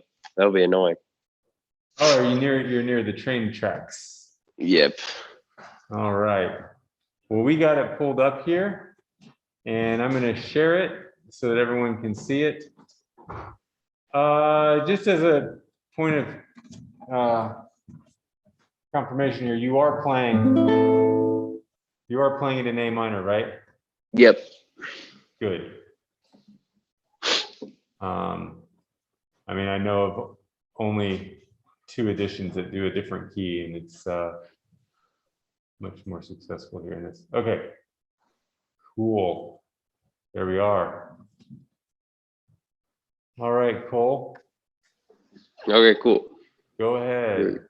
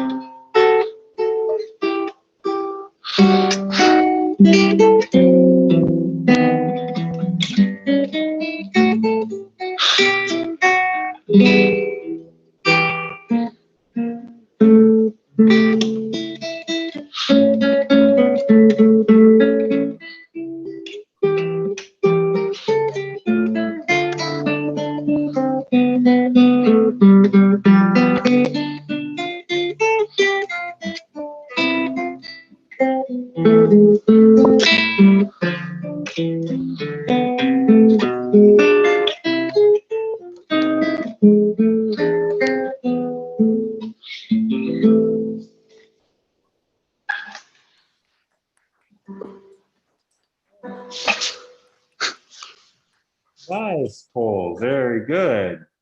Thanks. This is not an easy piece, and you're doing admirably well with it. Good. So there's just as a kind of introduction to this piece, maybe Cole, you could tell us a little bit about what you know of this piece and what is it? What is a saraband anyway? Well, mostly what I need to focus on a lot with this piece is that there's like a lot of times there's two melody lines kind of going on throughout this whole piece. Like there's the bass line that's constantly moving, and then there's a melody line that's kind of separate at a lot of different spots. Yep. And like it's important that like when you're switching chords, you're maintaining the melody line and not like cutting off notes. And you're Absolutely. also, and I know I'm not great at this. Like me and Chris have worked on this with this piece a lot, which is just like making the two voices sound different by either like changing the tone with the thumb or like making each line like different volumes. I don't know. I would say, right, the easiest and one quite effective way to change that or to make that distinction is with the balance. So making the more prominent lines stand out more when appropriate. And another way is with articulation.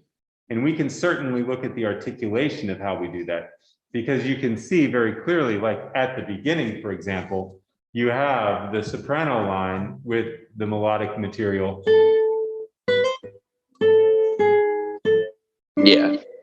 And at that moment, the bass enters in canon. Sorry. Mm-hmm. Right?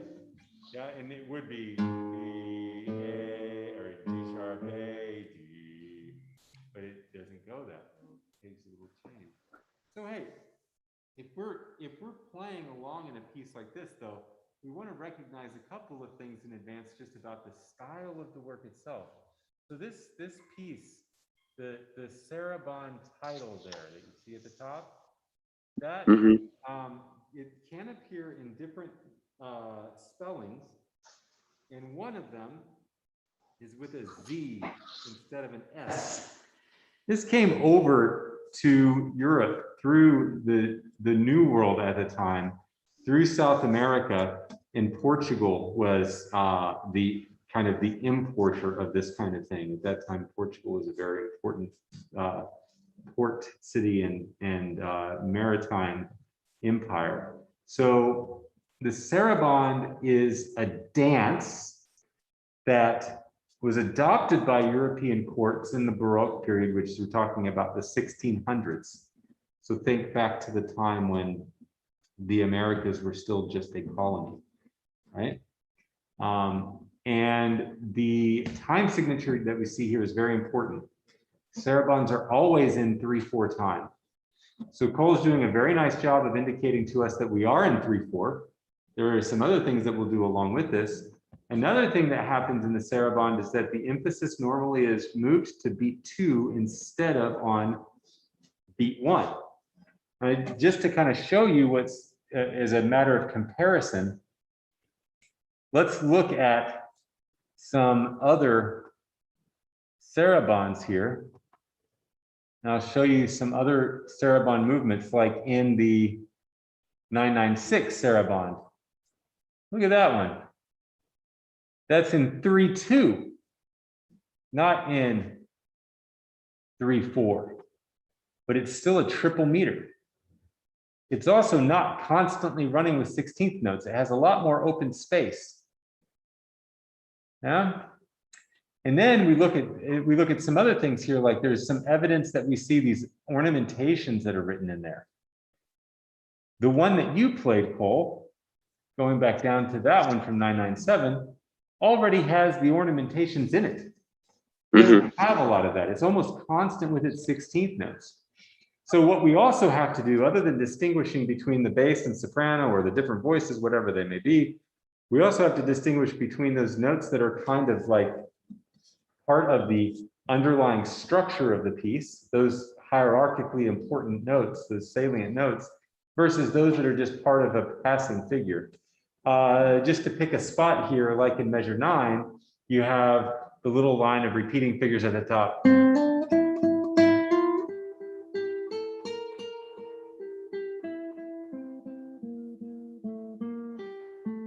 the whole thing starts over again.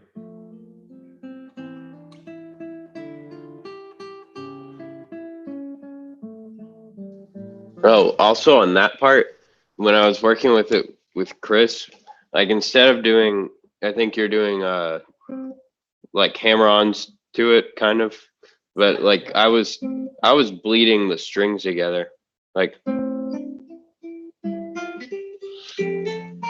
Well, you have to do a hammer-on there. In other words, you're Yep. Okay, that can work too. Yeah, Mm-hmm. absolutely. I see that if you look closely at, so for example, at measure 9, you can see that the slur marking in this edition actually goes across 3 notes. That's not literal, right? So we're not doing, right? We're not doing a slur and then a gliss. It's that those notes go together as a grouping. So the grouping is this. Or this. Right? That kind of thing. Those 3 notes go together. The reason that this is important is that what is written out there, there is an ornament that's there. This ornament right here, those 3 notes, it's called a port de voix. It's a little slur of 3 notes up a third, up a major third with a step in between, a half step or a whole step. That little line like that, whenever you're doing that, if you're moving up by a third, you have a chance that you're going either from root to third of the chord or third to the fifth of the chord, and you're going across chordal tones. And then you have a little anticipation of the next chord tone. So I would play these, Cole, if you're doing this. You can do the cross string thing. That's a lovely idea as well. But I would play it so that these 3 go together. And then this is a preparation into the next beat. Mm-hmm. Yeah, and right? You see what I mean? mm-hmm. Yeah, and so Yeah, you like Chris was saying I should only like let them bleed together for like a half a second, and then you lift that's up right. the so Absolutely, yeah. That goes back to what we were talking about in the last lesson. If I let those 2 notes ring over too much, like this, then I no longer hear a melody. yeah. And I hear, a kind of extended harmony or something like that. Our ears are predisposed to this because our ears, this is true if you think about anything that communicates through sound. Generally speaking, those sounds don't tend to bleed together because we no longer hear our language well. Whether it's a human speaking any language of planet Earth, or a bird song, or a whale song, or a dog barking, none of us communicate with 2 sounds at once. To understand why that's a problem, just imagine when you're at an auditorium and someone is speaking over a loudspeaker and it starts to echo. You can't understand it anymore because our brains are not designed to interpret those sounds bleeding over one another. So when we do this with melody and we have notes ringing over one another, it becomes difficult to discern the line. What I want to look at now here, Cole, is to look at this beat 2 emphasis idea and how that is expressed in the piece, both harmonically and rhythmically. In the second measure, right there. Or in the first, or even in the first measure right away. Yeah, true. Bach wrote things. If we look at look at the chord that's in measure 1. If we were to put lead sheets to this, I know a lot of you guys are reading lead sheets too. What is that chord there in measure 1? It's an A minor. Yeah, exactly. It's just an A minor chord. Now, if we look just casually looking there, we see like obviously later in the measure there are notes that definitely don't fit A minor, but they're just a D and a B, and then a B and a G sharp. Right? So it's just neighbor tones. If I take the melodic line, the top line, I get what's called here an upper neighbor and then a lower neighbor. Right? So what I'd like to hear, can you try this, Cole? Let's hear the sound of the A minor chord. And then on beat 2, play the D and the B even louder.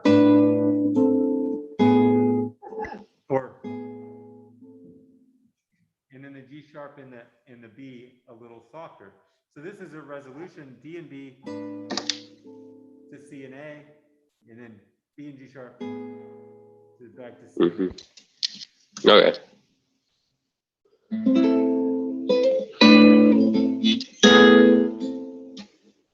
Good. Yeah. Now, in my opinion, what I would do is yes, you do have the T, Do, there you have T, Do on beat 3. I would make that a little bit lighter just because beat 3 is such a weak beat. And we're going to land on this big, juicy chord right there that resolves later. Yeah. Right? But first we have beat 1.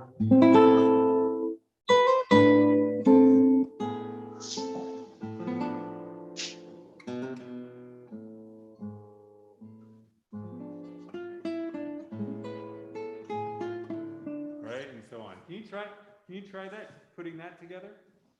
So I'm gonna play it, but I'm gonna not make this as loud. And wait, what was the? Beat What do you say? louder. Yeah, beat louder than any other beat. Okay. Yeah. So.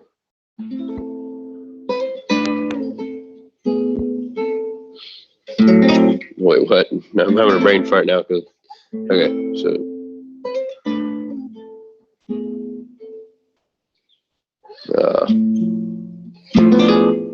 Dude. Yeah. That's it. Now, so that brings up a notion of another little technique for connecting notes, and this is a trick on the guitar.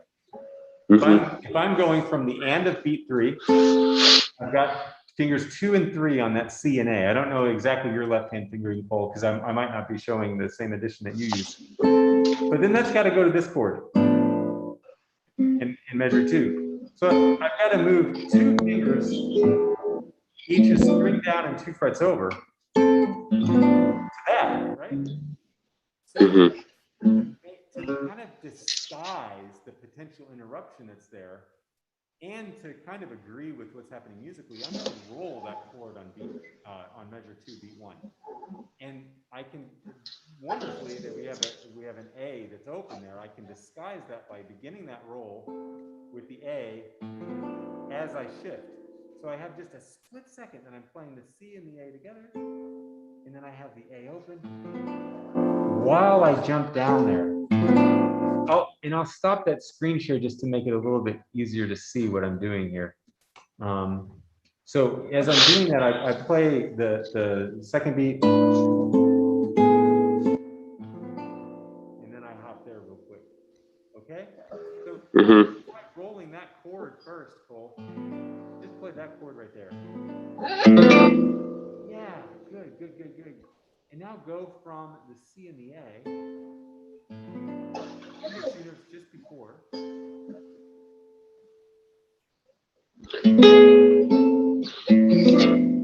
Yeah. So what I'm wanting to do is shift on the open A, so I get there in time. Like that. Oh wait, shoot. Well, that's too there. Okay.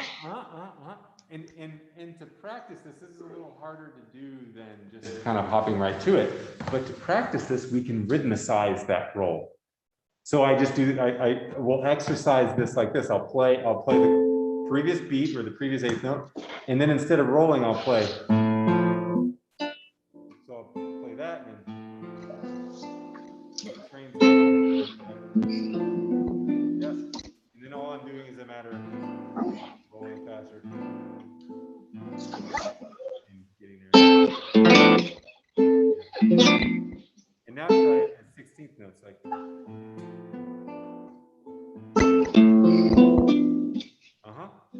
Yeah.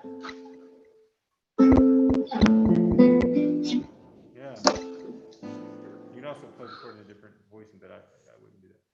So here's a thing that's kind of tricky about this piece. It's a guitarist's habit to confront a chord and want to roll it. Yeah. There are a lot of chords in here, and so we can't.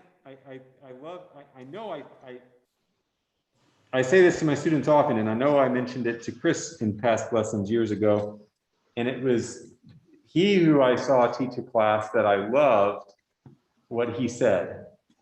He said, you know what you can't do at Thanksgiving dinner? You can't have too many rolls. Yeah, I was getting really roll happy when I was playing that right now. Yeah, so you have to limit the number of rolls that you put on your plate. So imagine here on all these notes, you've got your, your stuffing, your cranberry sauce, your turkeys and your sides and all that.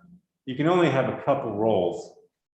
So if you roll beat one of measure one, which I love that. I mean, I think there's no better thing than hearing this piece start and you've got that. I mean, just to start with a block chord, that's okay. But I like the idea of rolling that.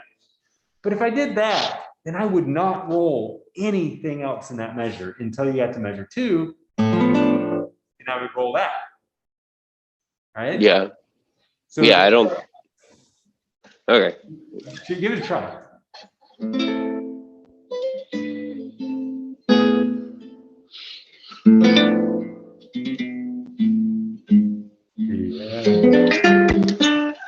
Yeah, good.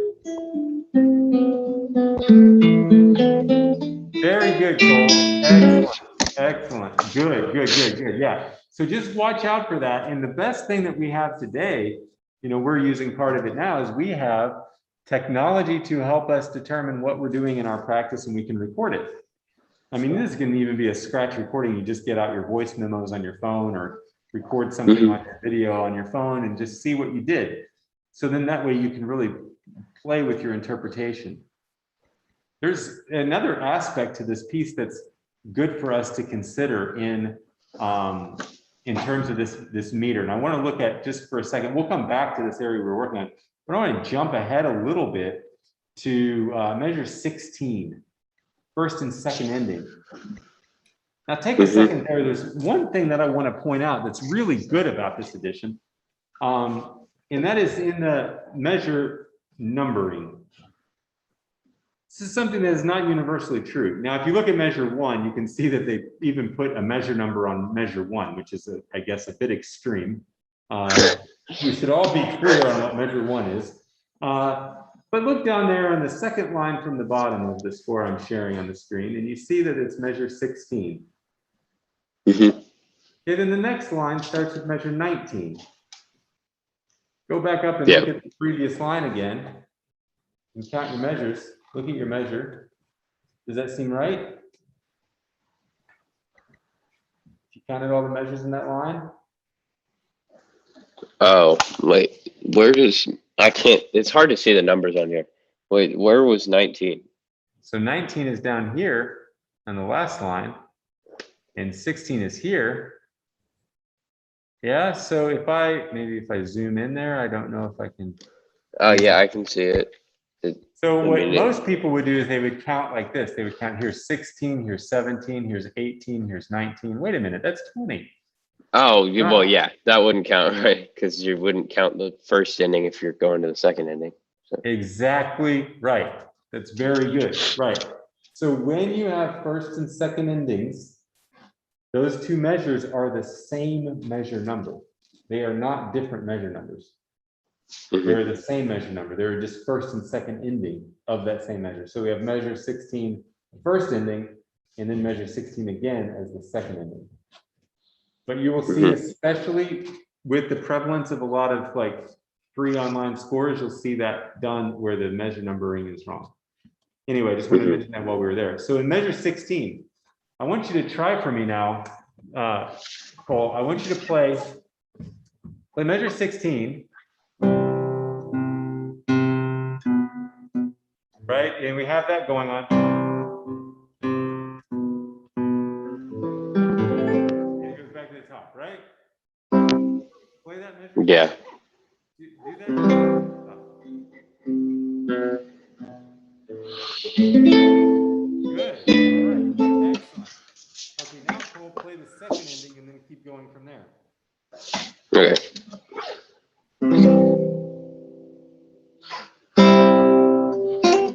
Now, just a second here, Cole. Let me show you something. So the first time you played 1 and 2 and 3 and 1, right? Then the second ending, we come around to this the second time.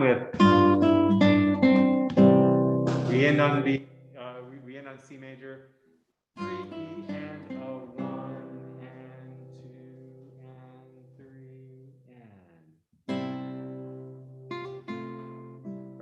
we still have 3 beats in that measure, 16 second ending. Yeah.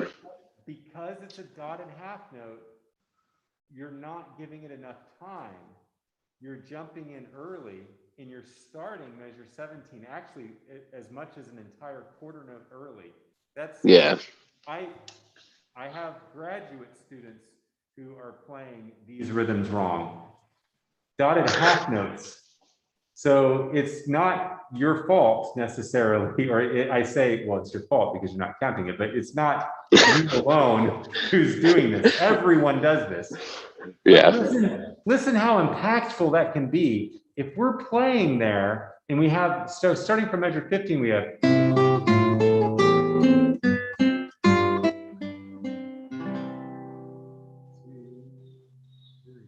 Mhm. And then it's truly like a new beginning, right? Yeah, I think Chris has gotten annoyed with me about this before too. I think. I'm sure he has. You know the thing that will make it sure that you don't do that? Metronome, I know. Well, yeah, that's not a bad suggestion. That's a very good one, in fact. But look at the Yeah. ending. The first ending had the eighth notes going. So Mhm. you could just do a similar thing here, and maybe just imagine in your head. Obviously, you wouldn't play this necessarily, but 1 and 2 and 3 and 1. Just change the last Okay. note to a G instead of an A, and it all fits together. Yeah. Okay. Yeah. Yeah, just watch out for that. So now going back to another thought that we were having about things resolving and strong and weak stuff. Mhm. Let's take a look at what happens in the second ending, or B section after the second ending. We have a C major section. So we're in C major. Mhm. And then what's the next chord in the next measure? The next measure chord. What is that chord? Wait, shoot.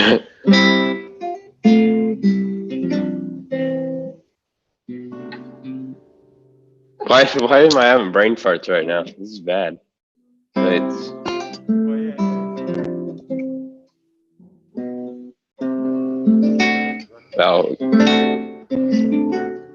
that's so. I need to stop looking at my. Well, okay, I'll look at the actual chord. Chris always gets annoyed because I just figure it out on the guitar, but yeah, look, or think about your left hand. Look at your left hand. What does it look like? What chord does it look like?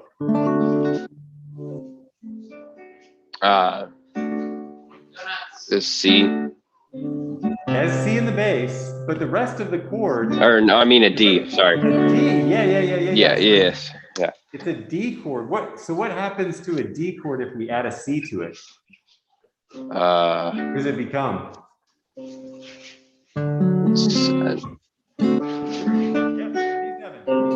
Yeah, yeah, D7. Yeah. Yeah, so it is a D7 with the seventh in the bass. So that would be written Guys, over C, right? class. Yeah. Okay. So this chord actually is, we're in C major right there. And this chord is what they would call a 5-4-2 of 5 in C major. Yeah. And the energy is there in the bass, the C wanting to go to B, and it finally does, right? Mm-hmm. In the F sharp, E, do, and so up there to do, right? So we have to make sure in that measure that we hold that chord out as long as we can. And then make measure 19 a resolution. This is long range thinking to get that measure 19 to be a resolution of measure 18. Can you try that? See if you can play 19. Just play that first chord, hold it out, skip the bass notes, and then play measure 19. The G major, the bass softer.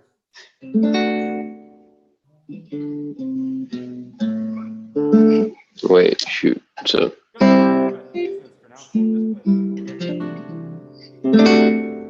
and the next chord.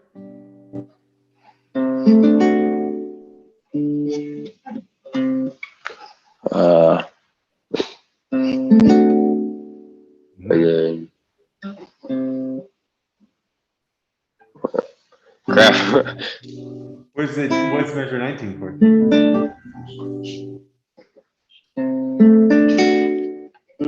And then it's hard to see it on here. Wait, so well, go on and play it if you have it. You had it from memory.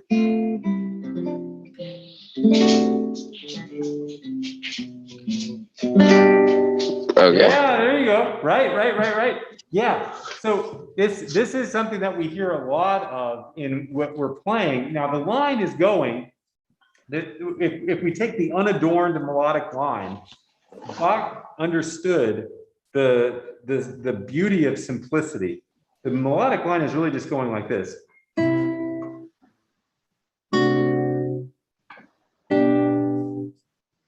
Yeah, or maybe you could argue mi, fa, mi, sol, something like that generally.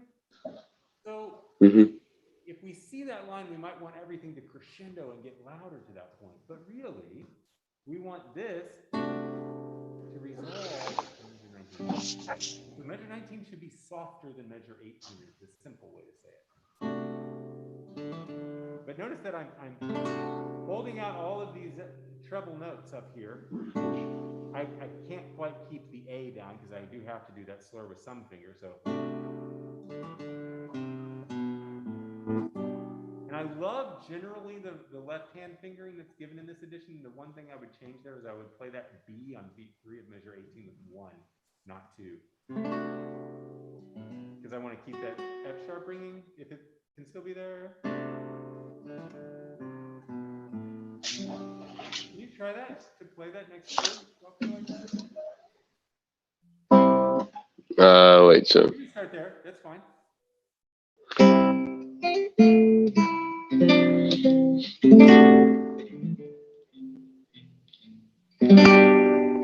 Yeah, so not louder on that chord, not louder on that chord.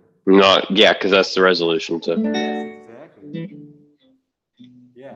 Yeah. And now, Paul, I like what you're doing generally here in measure 17. Can you play measure 17 again and try not to roll these chords? Just all blocked, all together. Like that.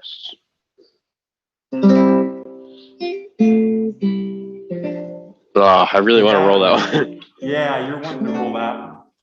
Yeah. All right. But you're going to roll the next measures chord, so don't roll beat 3. Okay. Yeah.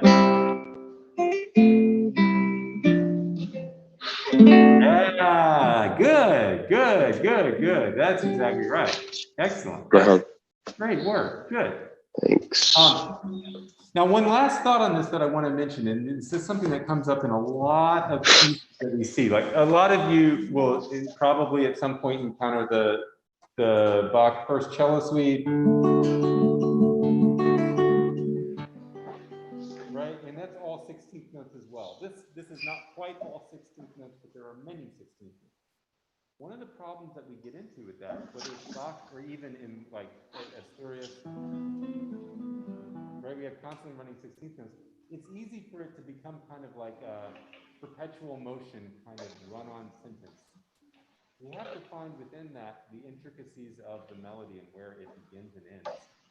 And there's punctuation here that's easy to miss. I'm going to start back here where we were in measure 3. It's going to sound a little unusual with the, right? We had the big diminished chord there. And then I end up on, sorry, that was a resolution right there on beat 2 of measure 4. And then a new idea.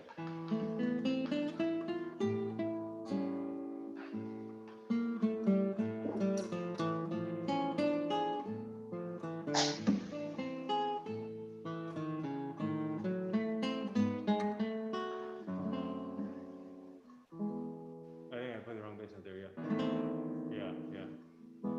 Right? But in any event, what I'm saying is make the A on beat 2 of measure 4 a bit more of a resolution. Right? Meaning two things. One, you have me, re, do, tapers, and there's a little moment of breath almost.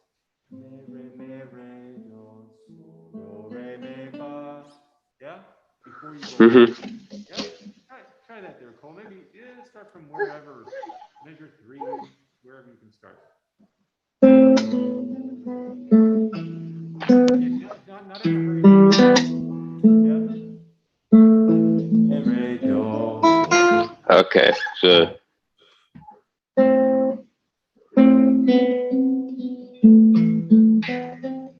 Yeah, even longer. Wait on the A. Even I hear you're playing the B open. yeah. Yeah.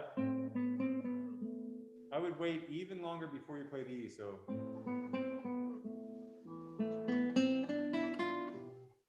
Whoops. Yeah, try it.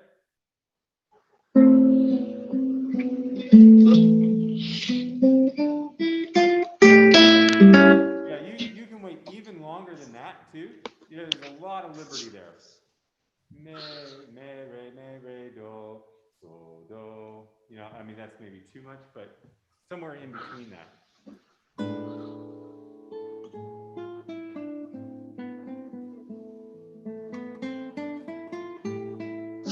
The other thing that I'm doing is I'm tapering, and then that E is almost non-existent.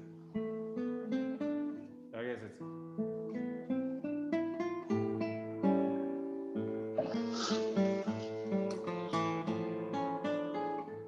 And so on. Can you start from measure 3, Cole, and keep going? I just want to do a little note check. Mm-hmm. So I'm just gonna start from the beginning.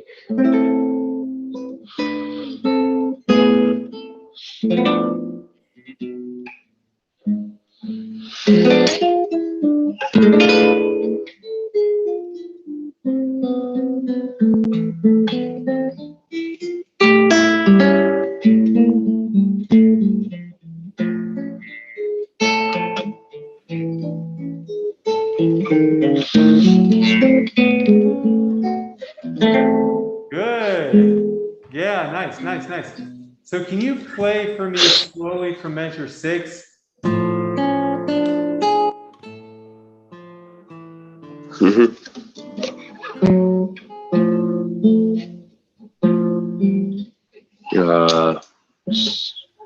Measure 6.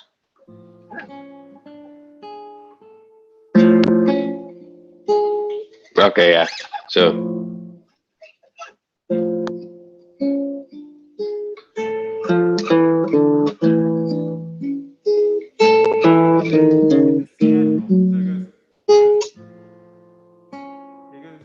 Mi, fa, ti, do, so, me. C natural right there. The second Oh. yeah. Okay.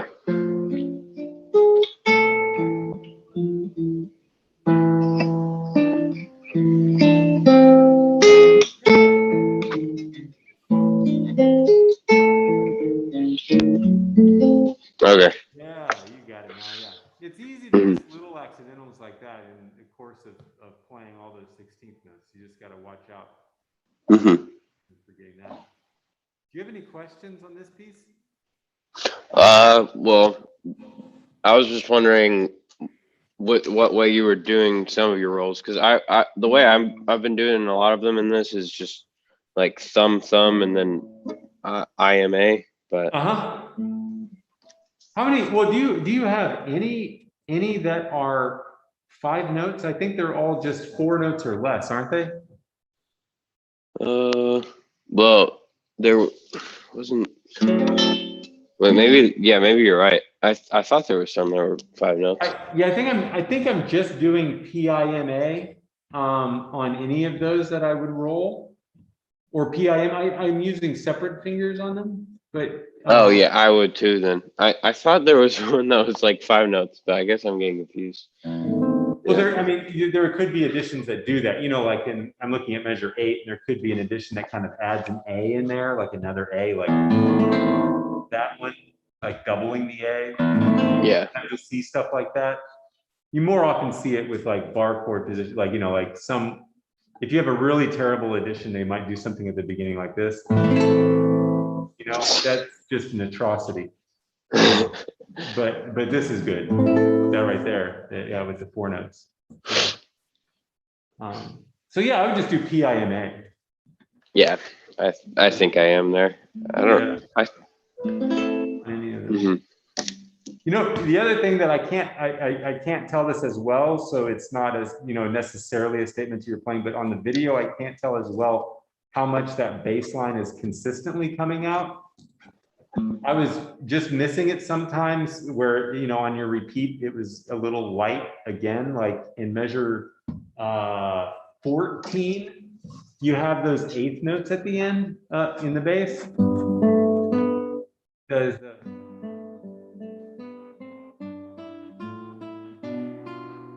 that line, rising line, that's where we're starting to sound like we're in C major. So, la, ti, do. I would like to just make sure I hear all of those. Okay, so 14. That whole thing.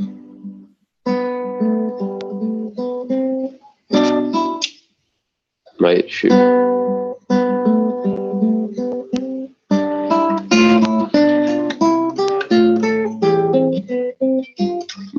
Oh, do I need to make it louder?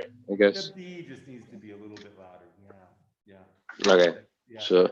I think so. I think so.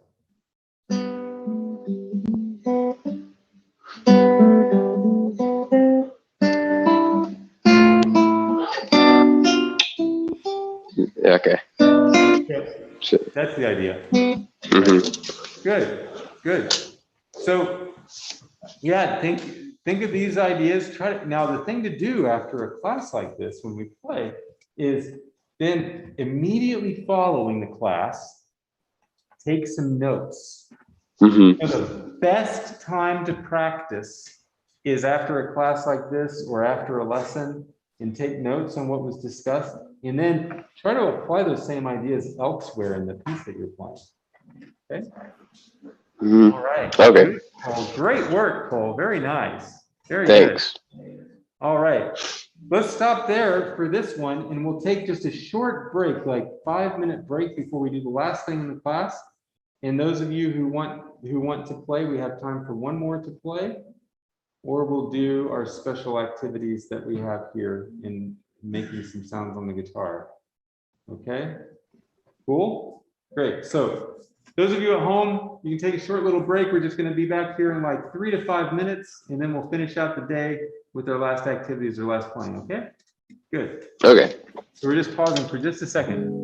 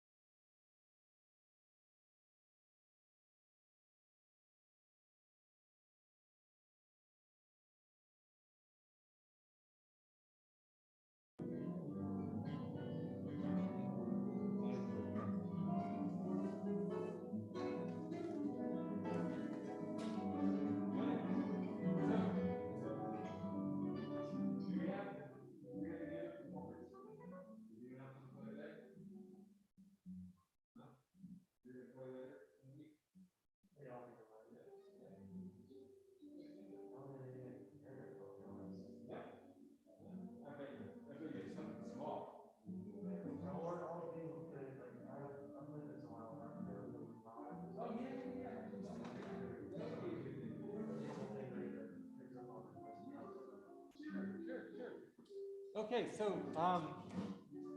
we're gonna have an opportunity to play together here. And the great thing about what we're gonna do is we're gonna play in a way that we can include both those who are online and those who are here in the classroom. And the way you do that is you write things in an aleatoric style. But we're gonna work on a really neat concept of doing this. It's an exercise that's at the end of the opening chapters of Hubert Keppel's Introducing the Guitar. And we're gonna play some stuff first. This is gonna get us into playing these Latin American duets that we have. I will look those up real quick, just a second for you. They're in our box folder here. Oh, here we go.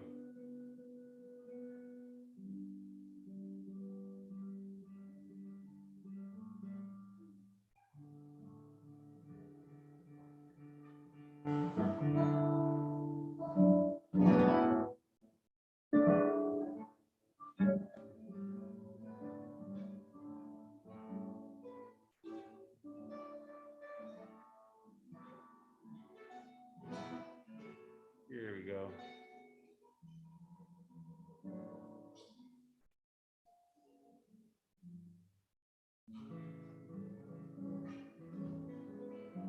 Okay.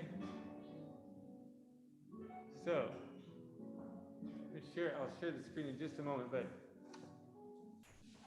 we're going to play a little pattern here. Starting off, we're going to play natural harmonics on the guitar. Have you played natural harmonics before? Obviously, you've heard them, sure, certainly. Daniel just played some, right? Yeah. Now we have some frets where we get natural harmonics more easily than others. The 12th fret is one of the easiest to get sounds out of. Yeah, and then yes, though you can get them there, it's a little tougher at say like the 4th fret. And then at the 3rd fret, yeah. You can do all kinds of fun things like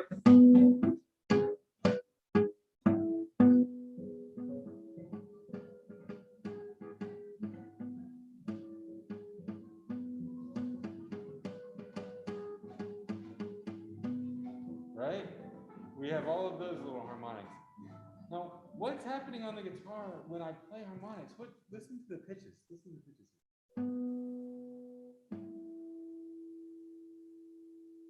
Which direction is that going?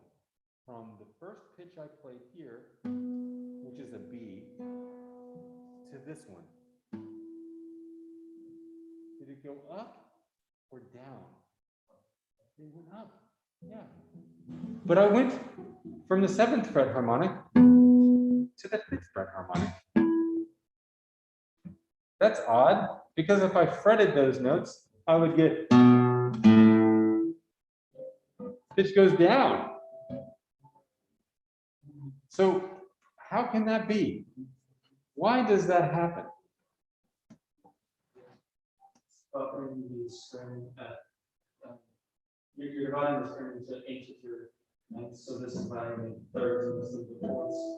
So basically, when you do this, you're multiplying the frequency of the string by 3, and then this by 4. Yeah, and you're doing so, but because you're playing a harmonic, you're not stopping the string.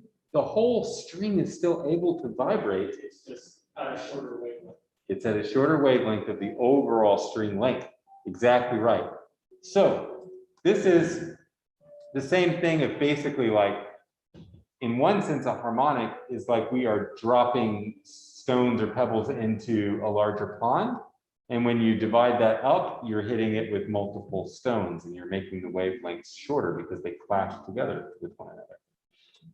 What I want us to do with this is to kind of explore where we find the same pitch again, going along an axis like this. The 12th fret is a balance point for the guitar, right? My instrument itself is kind of balanced right there at the 12th fret. That's an octave, right? That represents 1/2 the string length. So watch this. If I play this here, and then I play this harmonic here, I can play that again and find it again above the 12th fret. So see if you can find the matching harmonic above the 12th fret. Yeah, right, exactly. You can do the touched harmonics, exactly. Yeah. You can do the nice thing about that is then you can use vibrato, right? So everyone play the 12th fret 6th string harmonic. Good. Now play a 7th fret 6th string harmonic. And then back to the 12th. And then the 19th fret. The very last fret. And then back.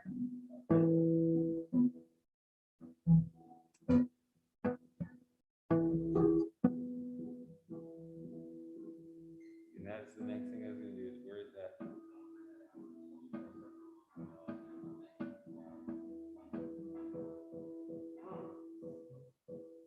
You can get it even smaller. Yeah. Right. Now, as we're doing this, I notice some of you are already familiar with harmonics and you're playing a little bit closer to the bridge as you're doing the harmonics. That's good. So let's play our harmonics now at the 12th fret going across all 6 strings.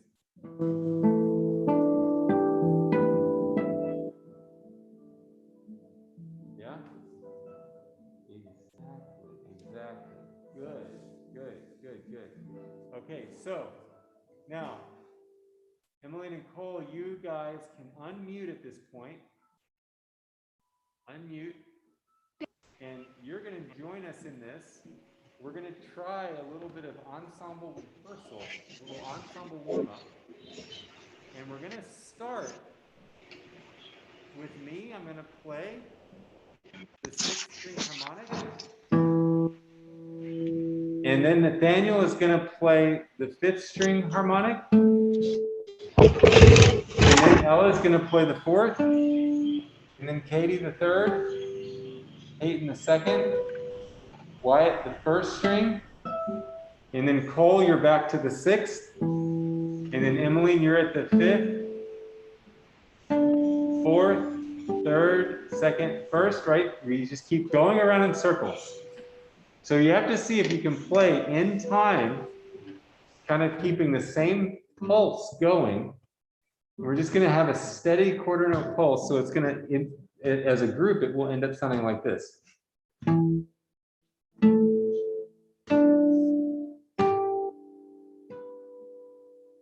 Okay, let's see if we can get that going. So here I go. I'm going to pass it from the E to the A, an E to Nathaniel, and it keeps going around. And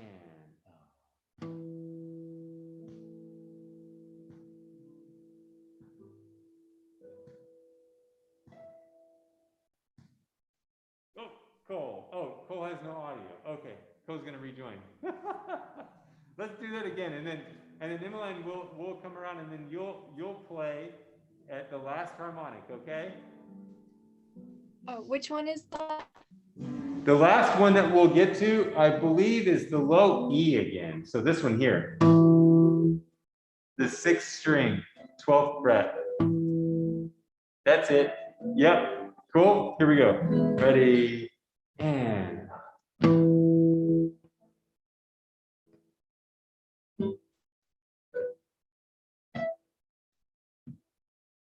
There you are. And it needs to be a little bit louder. It's very soft. Can you play it louder? Ah, I just heard it. Do it again. Yeah. Okay. So take a look here. When you play the harmonics, I was going to mention finish this. Some of them are sounding a little bit brighter than others. Put your fingers over the track instead of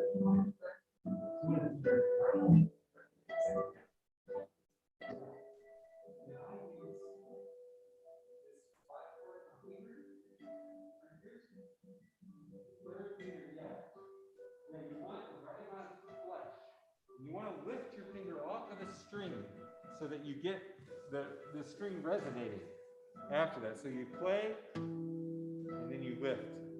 Play and then you lift your finger. Okay? Did that make sense? You got it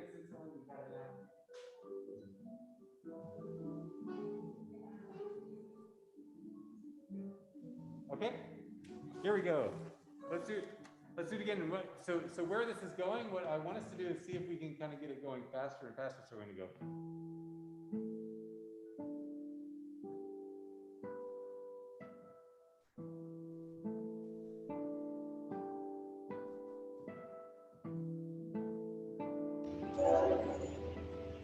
Right? We just keep passing.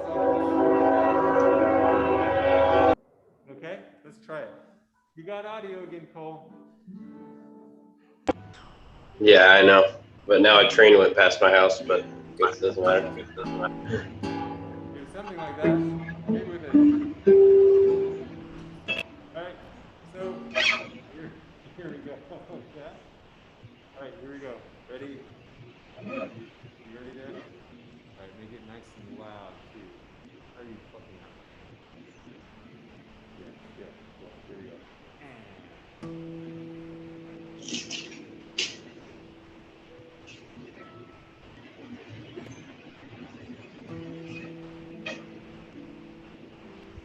Come back around to Cole and Emily. And oh yeah. So Cole, you missed the part. You missed the part that we were doing each one, just one of us. So I'm doing the low E, then A, D, G, B, E, and then it starts all over again with you. So yeah, you're gonna end up with the A. So Emily, you're gonna do the low E, and then Cole, you do the A. Okay. Okay. All right. Let's see if we can make this work. This is a tough thing. Let's see. Here we go. Ready and. Oh, whoops. Ready and.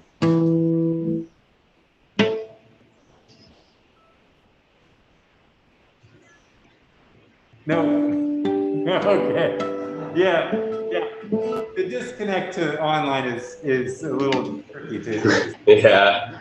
Yeah. Can you hear us playing the harmonics there at home? A little bit. A little. Yeah. It's probably just too soft. Okay. So this part we can just all follow along and do the same thing. So what I want us to do is practice. This is a rhythmic thing to practice, right? What we were just doing is a thing to try to work with in a group and playing off, listening across the ensemble and playing around with one another. We can use any notes, really. The harmonics are just nice. So let's see. I'm going to give one of you a ping pong ball. Who wants a ping pong ball?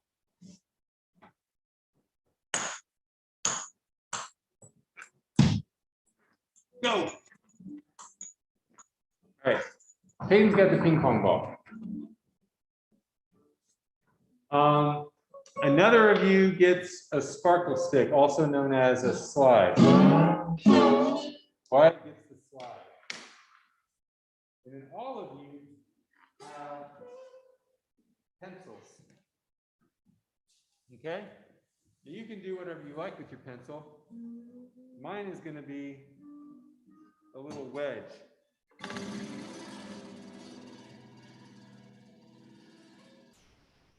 Okay? You can use it as a slide, or you can also be really creative and be a little bit of a deviant to all of this and just play something like. Yeah. Yeah. So what I want us to start off doing. Oh, well, you're not a ping pong ball master on the guitar? You do this.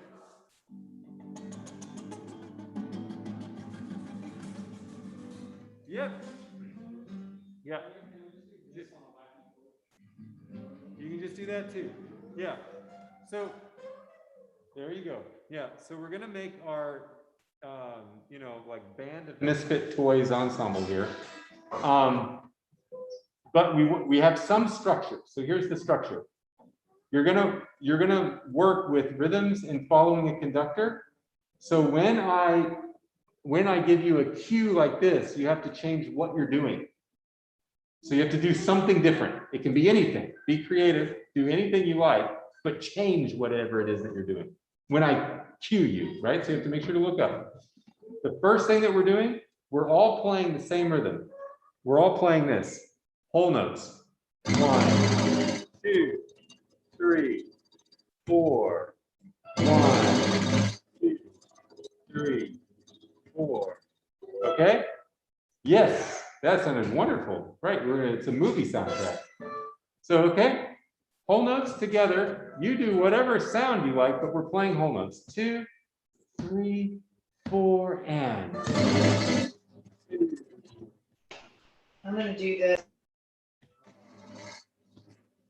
3, 4. 1. Good. Now we're switching to quarter notes. 1.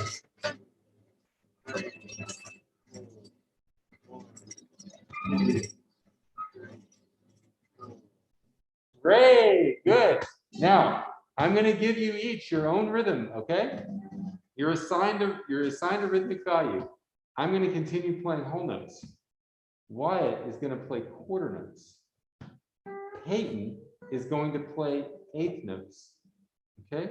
So 1 and 2 and 3 and 4 and. Katie, you're going to play half notes. So every 2 beats you play. Ella, you're going to join me in playing whole notes. Okay? And Nathaniel, you're going to play 16th notes. Okay? Cole and Emily at home, you play whatever rhythm of those that you like to pair together. Okay? So now you have to follow me. The only thing I'm going to change is the crescendo and decrescendo that we're playing. Okay? So this is following your conductor.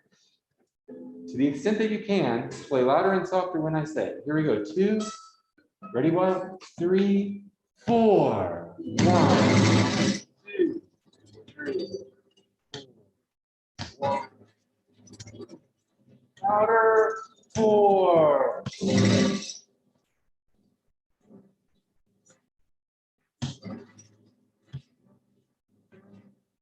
We'll play loudly again.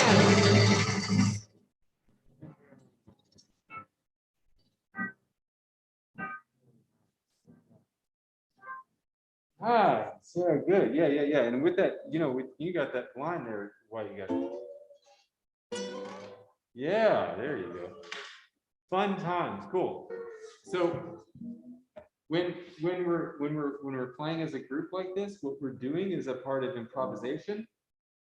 This is a really good mental break to have in your practice sessions, even alone. But you can make it fun by having a little give yourself one little rule. You know, the famous composer Igor Stravinsky said he composed better when he had a lot of limitations. He also composed better when he was stealing music from Latvian folk songs. But it's easy to give yourself one little task when you improvise as you start your practice session or whenever you get bored. And just do a little practice break. It will fuel creativity. One thing that I like to do is I'll take a thing like Cole played that little saraband in A minor, and I'll just give myself a task of like noodling around, and I'll make something up like.